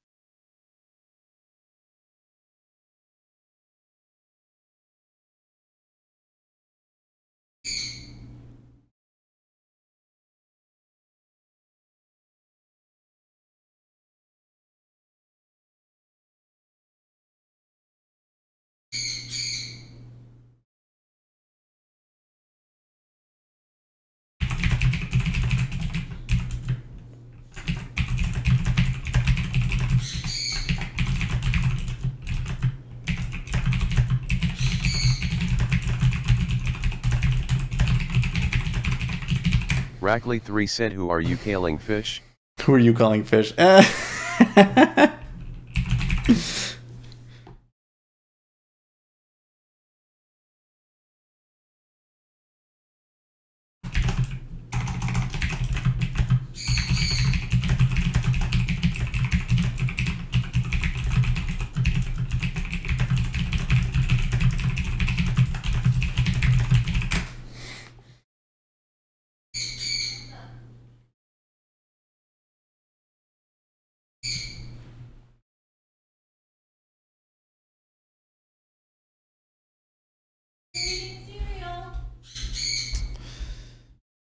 Okay, well, this is starting to frustrate me.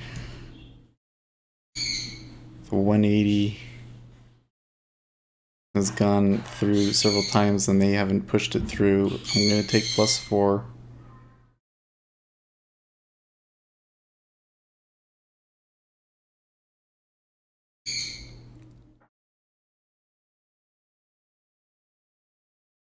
Okay.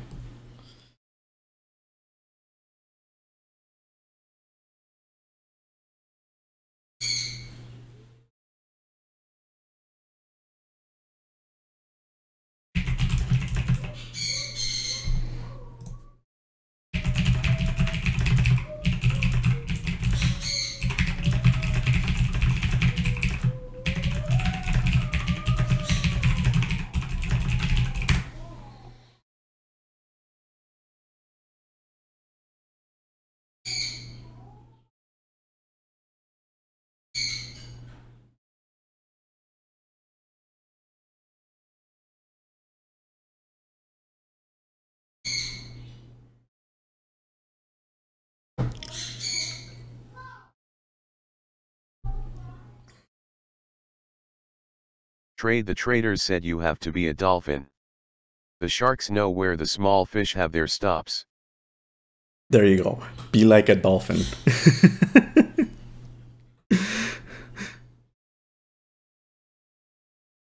Okay, so let's check up on our Bitcoins. They look like they want to go down again. Nah, well, not really. I mean, on the future start, it looks like they're doing it, but on this one, they're just kind of... They don't know what they're doing. Rackley3 said, is it weird? That makes sense to me.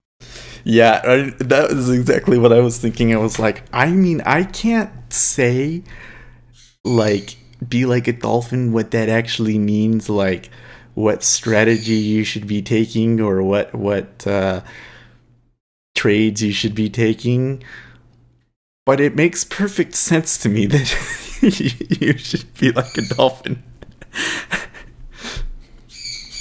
All I know is that we're not sharks. We're not big enough to be sharks. Oh man. What did Ragley say in the chat?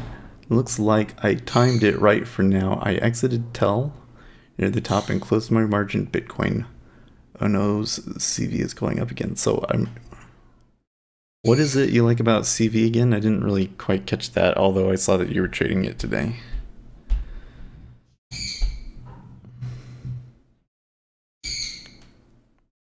And also, to, the question last night, do you still think that we're going to have another push lower, possibly even a new low in Bitcoin?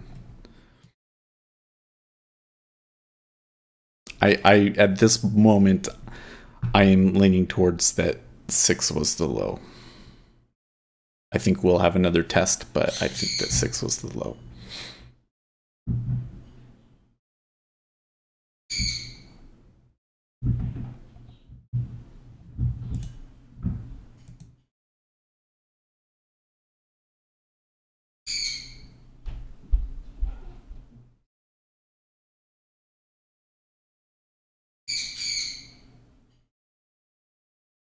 Oh, fix that.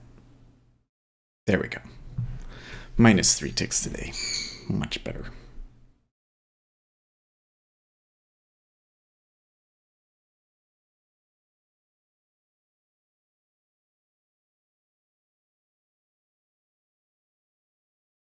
In retrospect, pretty foolish trying to go long 24, huh?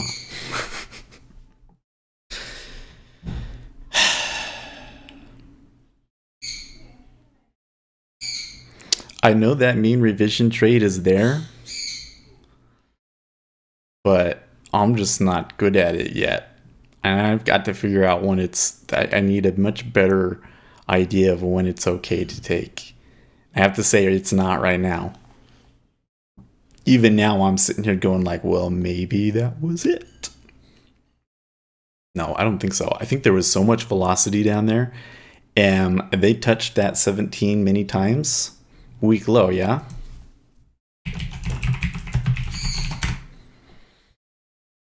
In fact, I think that they'll just go back to where it broke it. Yeah, that would be about right here, 20 halves. You notice that as they push up, they are taking on a lot of volume. Absorbing.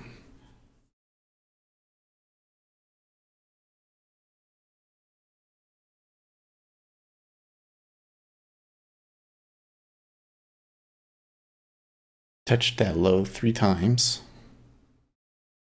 They had some velocity, even though buyers took it up. And I think that this was a lot of profit taking down here. We took profits here. This is not. Well, okay, so we have retraced here. So let's see here. When we were here, okay, that is mostly retraced. So we get to this last pivot at 21.5. Trade the traders said face with stuck out tongue and winking eye. Ah! Let's just see the picture. That's great. Oh, wait, my computer. There you go.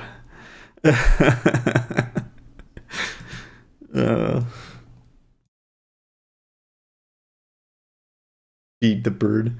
Oh, the bird is squawking because the wife is awake, and he is saying good morning to her. See, that's that squawk, the wee kind of one. That is hello. That's a happy bird. When he's unhappy, it kind of sounds more like an alarm. He's like, ah, ah, ah, ah, ah, ah. That makes sense. My bird impressions. Okay. Like that. I like that tick down.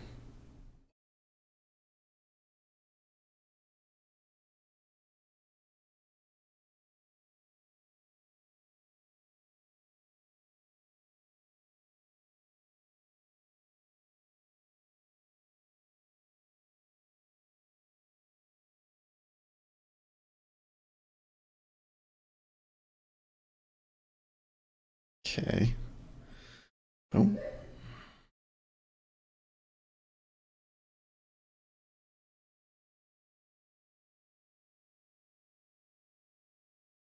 So this gap from 19.5 is likely to touch.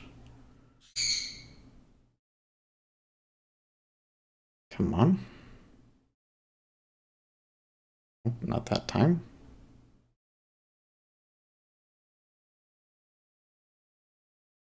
Interesting orders going off both ways. One it ticks 100 bought, 100 sold, but it held.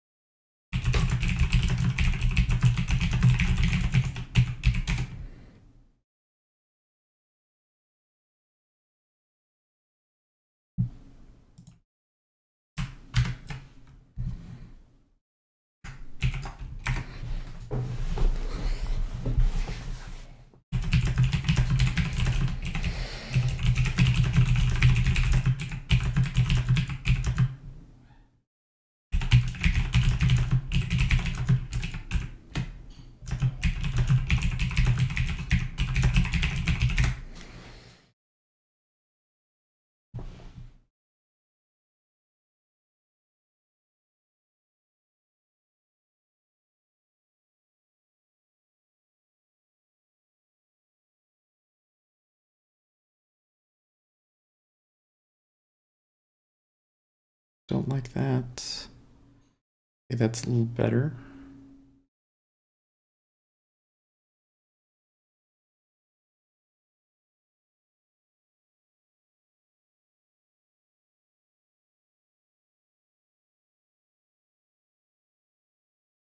Whew.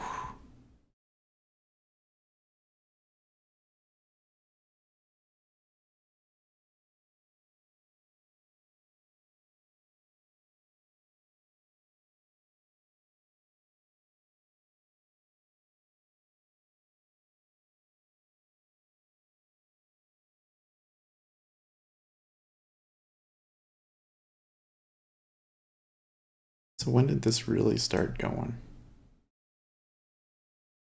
Well, it's been down all session. This move down, they both went down, up, down, up. This one, the mini went up, we really went down. Down, we've come back up. Okay, so we're inversely correlated with the E-mini right now. Is my read on that. Trigger happy on TKY might make a bump. Man, you just got like a new symbol every day. I can't keep up. Okay, that's...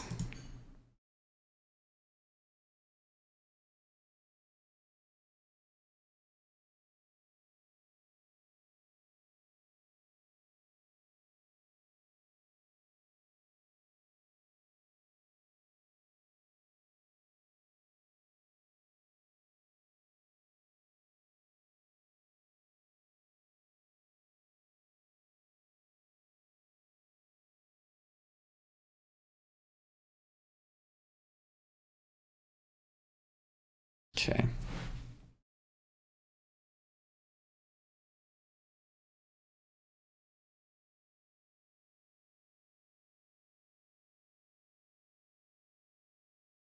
It's just these ranges are pretty nasty. There's these 4Ks though might still stop us.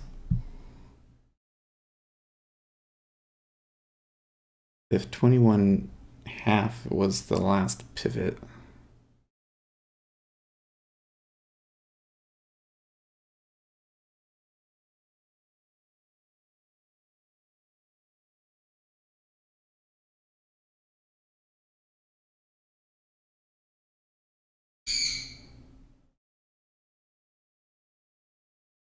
You notice how it's going up?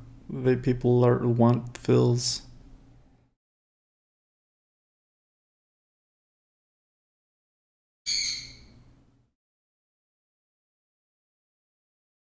Oh, I see. The first thing I do every day is glance fast charts of movers until one jumps out, and then look a bit deeper if I can trade it. Alligator said yes, but we've good reversals in Bund and Beau Bleu, so maybe it's specific to ZF, off for us bonds today. Okay, so I'm just noticing here, I'm seeing something pretty significant in the Bitcoin futures right now. So even though we've been up for most of the session, this move down in selling, there was significantly more selling in cumulative delta, and cumulative delta is now significantly lower than it's been all day. Do you see that? Like the lowest that it was before that was almost, oh, okay, 397 versus 411. So it's maybe only, 15 contracts, if that, 10, 15 contracts. But wait, I can do the math. I can do the math. If it's 397 and it's 411, it's 14 contracts. So we're 14 contracts short. So let's keep in mind it's only 14 contracts. And in some of the ones that we've seen in the past, it's been 20, 30. But they are selling it. So I think that there's a good chance of a break here in Bitcoin. Okay, now that they're touching that 21.5.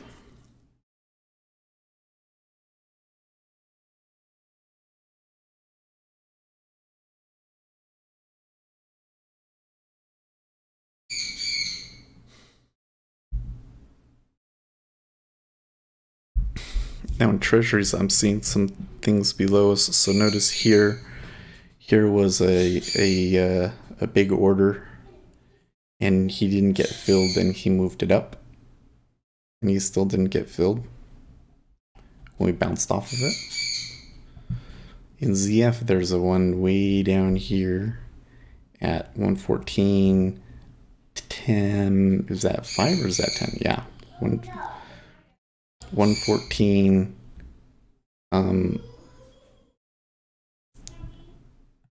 9.5, 10.5 or whatever.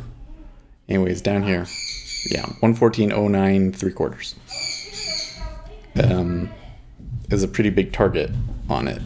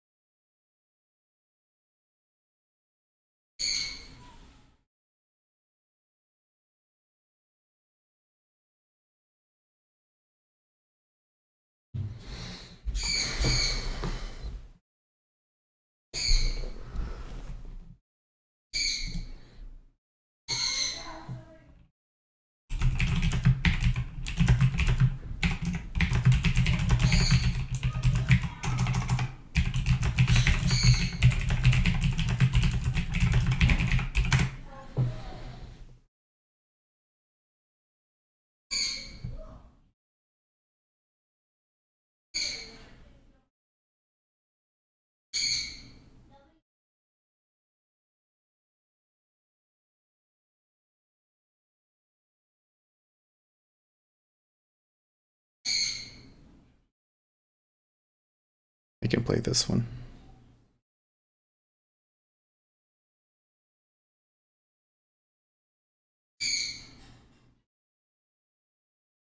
Rackley3 said, is it weird that does not make sense to me?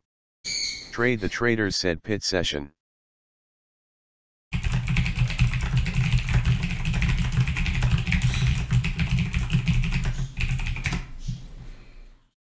Trade the traders said.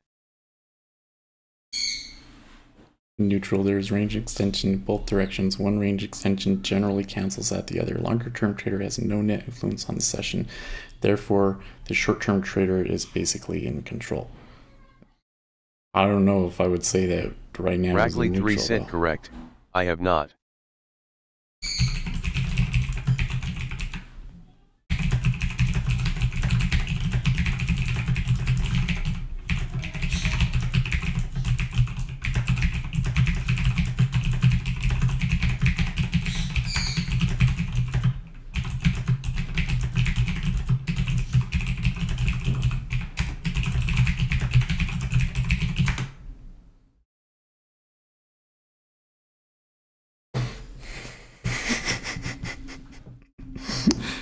I don't remember which one it is, but if you go to Futures.io, there was a webinar. There's like 3 webinars, I think, with this guy from Market Delta. He's a good speaker, and he tells a story, I think, in every one of those about baby birds and a hawk. Okay, now that filled at 21. Rackley 3 said colorful. Yeah.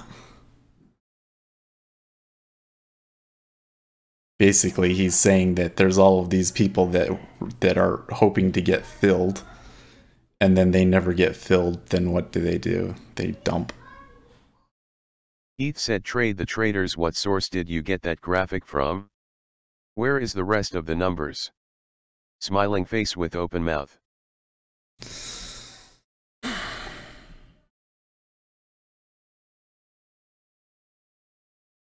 Trade the traders, said Golge. Google.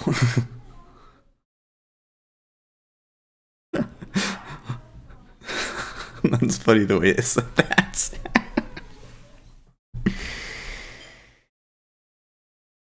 So is this where we get our mean revision finally? I don't know.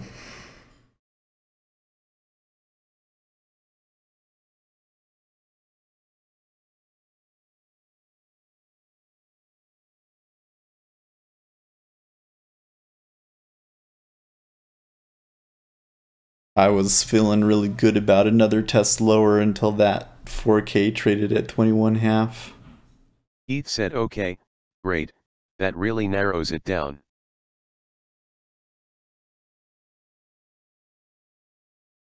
Trade the traders, said slideplayer.com.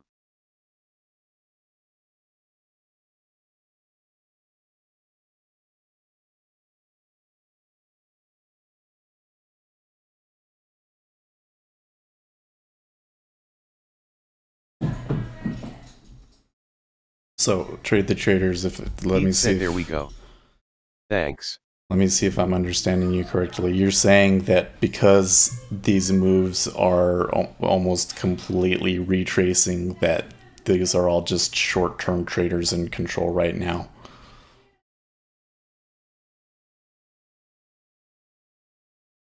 You don't think that touch, that 17, was some longer-term people getting stopped out or something? Because I kind of felt like when we touched there, especially with the market velocity that we had, that it was a significant signal.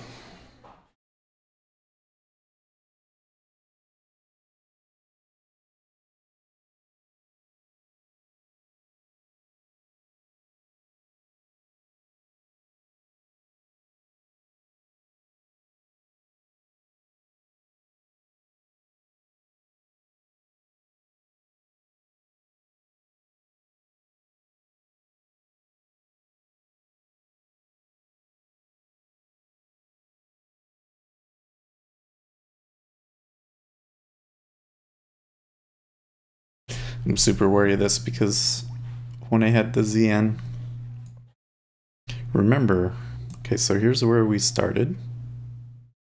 620. We're right here at the top. I could have just come in and sold short right when I got here and done okay. But so when it came down to here and it made one tick short, I thought, okay, that could be a reversal. So I thought that it was up there, and look at what we've done.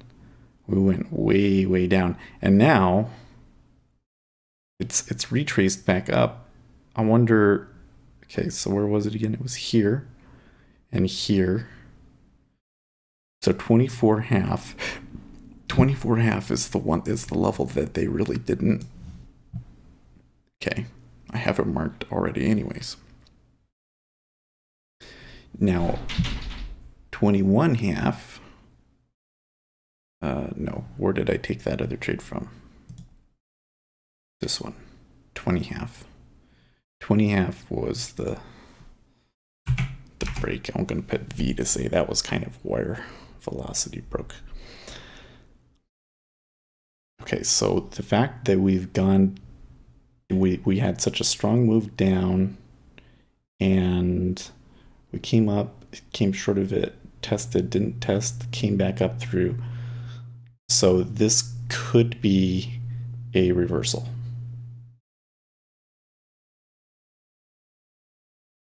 Oh, and you know what else?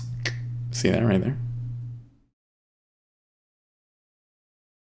And here, but not here.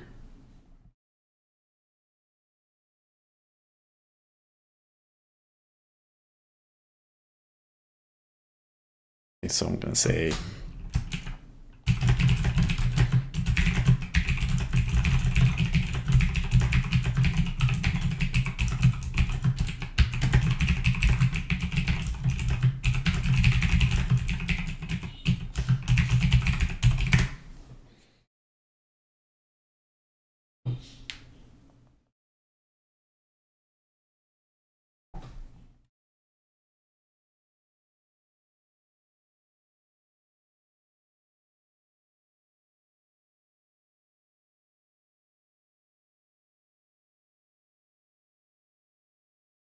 Rackley3 said found the best YouTube channel last night. They have really deep understanding and insight into crypto, such as, it's hot, it's cheap, below $1, or, XRP is about to become the Delta most said. decentralized coin. What? Okay. The most, okay, whatever.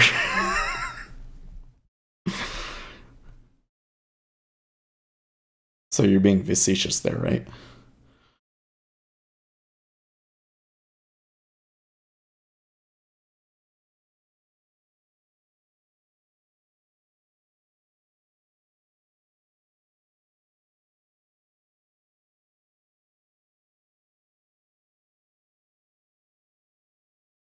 No, he didn't spell Google right. He switched the L and the G.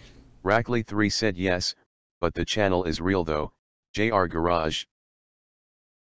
Oh, is that the guy? Is He that said the good Asian stuff. guy? Is that the Thanks, Asian guy Delta. that records in his garage and he has really nice cars in his garage?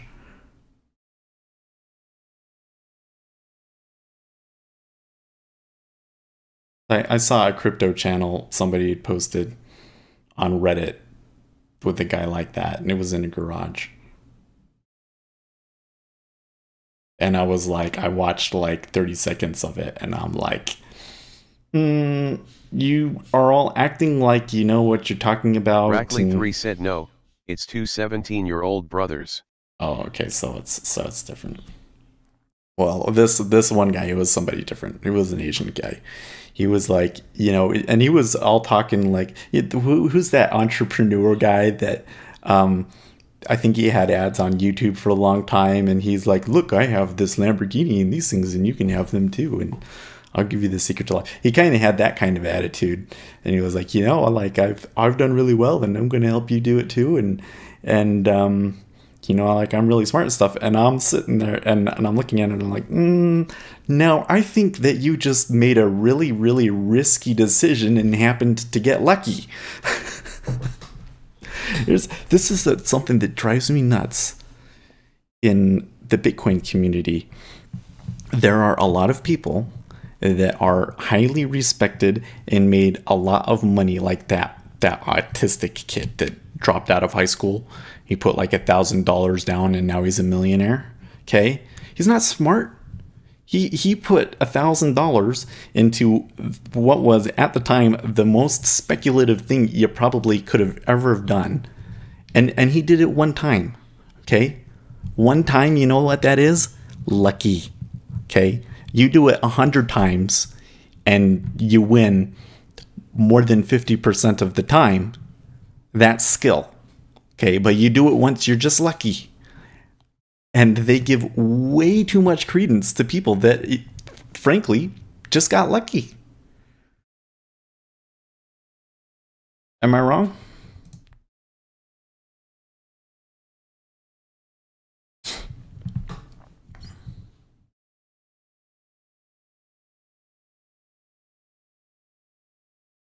Well, I should have taken that one long, and now that we're at 23, I can see a possibility of touching the VWAP. Although I'd have to say that this right here is about the balance point. You know, that was some range extension for sure. We're actually higher in cumulative delta now.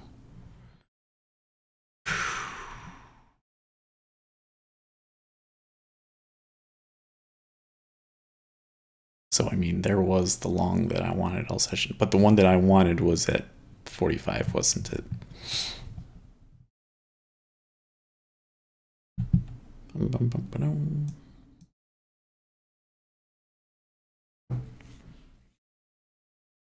You know what? This has been really volatile trading.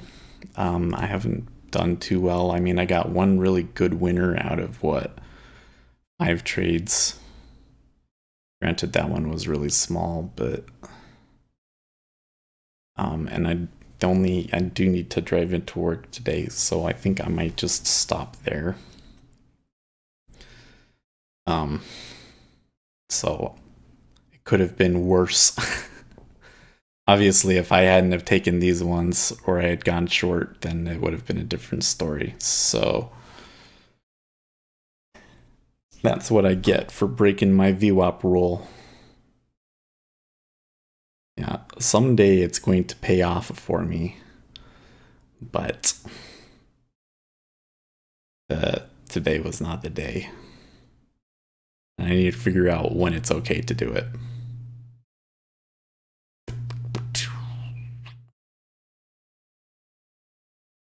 I also can say, was those... Rackley3 said that Asian guy just reads articles from themerkle.com. Oh, really? I watched him a couple of weeks, but unsubbed because I couldn't handle his stupidity. Oh, okay. So you have seen him. The thing that drives me nuts about a lot of these YouTube channels is that it seems to me that they're not necessarily popular because the person has a lot of really good information or they have some sort of an edge that they're sharing. They're popular because people like the way that they talk. Like, you know, the way that they talk is like, hey, you're going to be rich to the moon, this and that. Obviously, they don't say it like that, but they kind of have this overly optimistic charisma. Every video he makes is him reading an article from the Merkle. Yeah.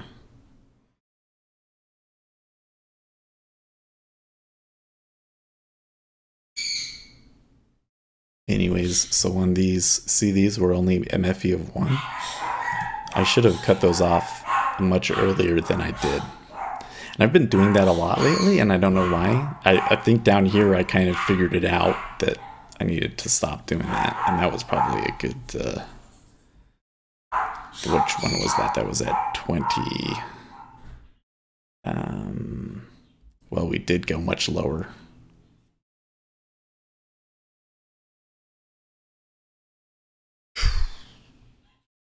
Oh, this was after that. This is the one we've been going up. So those were good trades to have gotten out of. Yeah. So these ones should have been more like this, then I would have been -4. That would have been better. But then, of course, I shouldn't have taken these buys anyways because they were against the VWAP. Right, it's kind of like when we're past that, I mean, man. Getting moves like that are unusual. Extremely unusual. Maybe I need to change this. Let's just check here really quick. So if we change our VWAP bands to be more like 400 periods, how does that change things?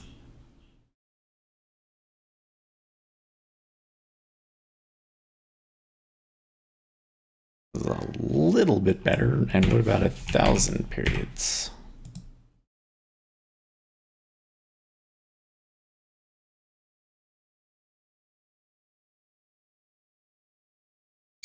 It still goes through. But only right there. And only because we were come up, we just didn't get back to the VWAP. I think Trade the Traders must be right. That this is just short-term traders in charge, because how else did they get that far below the VWAP and then we're just completely unwinding? Market is way out of balance for sure. On the other hand, oops, I'm just gonna leave it like that and see how that goes. On the other hand, we had this big move up. It's completely retraced. What did I say was gonna happen? Yeah, it was gonna completely retrace, and it did. I should have stuck to that instead of saying, well, I think there's some upside risk. The whole Bitcoin guys are kidding you. They are sitting on a fat position and cannot get out. So you have a community with 40k users. They say, hey, here I want to buy. Why you? Why you buy all of them and he sells you his Bitcoins, plus you still buy his book. Yeah, I agree I agree there is definitely some of that going on, but I think that the bigger thing is that the community understands, even though they never admit this, but and I'm not sure if it's conscious or not, but they seem to understand that the only way that they make money is from other people getting in. And so they truly believe that the more that they shill the coin, the more that they talk about it and tell everybody and get everybody in, the faster they're going to make their money. So they're maybe not necessarily getting out there so much as they're just thinking, I need to keep evangelizing on this so that eventually we get to, Bitcoin utopia, or it's worth $1 million. Then and it's just like, no. Stop trying to push the price of Bitcoin far beyond what the market fundamentals of the asset dictate. You're not doing anybody any favors by doing that. The smart thing to do, if you want to help Bitcoin, the smart thing to do is to trade it based on what the market fundamentals say it should, which means right now it's undervalued, and back in December it was incredibly overvalued. You should have sold it. That's what helps Bitcoin. Trade it, guys. Help the market find the true value. And if the market finds the true value, then it will grow organically, and then someday it will do what you want it to do. But you're not going to get it there artificially. The market fundamentals have to be there. Right now, there's not enough transaction volume to justify the price over 20K.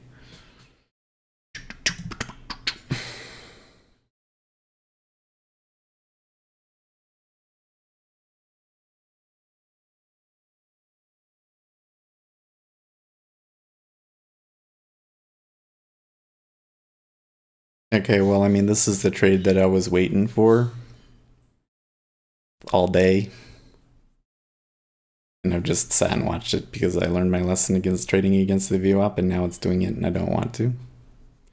And here's where I could take it from 24.5 to 26.5. But I'm not going to. I'm just going to take my licks. We've still had a great week. Let's check our stats. Let's see where we're at, because I know that we had some down days and we're still not.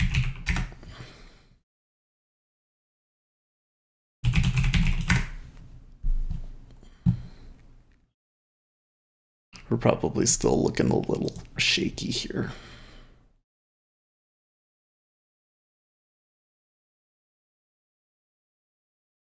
Rackley3 said, 2 guys on YouTube I trust is Ivan on tech. He is a programmer and very active to bring it to the public, and David Hay. He has founded and still runs his own businesses.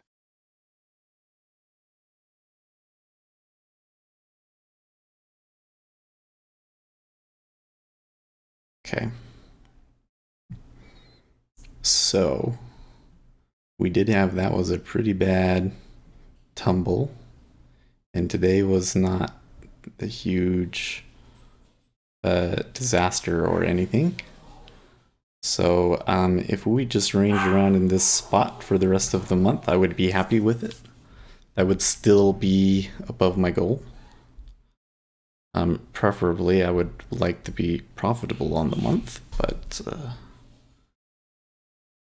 oh well, I will be profitable on the month no matter what, won't I? As long as I don't have another. If I have another, then I guess it'd be. Then I guess we don't meet my goal. I need to start over again.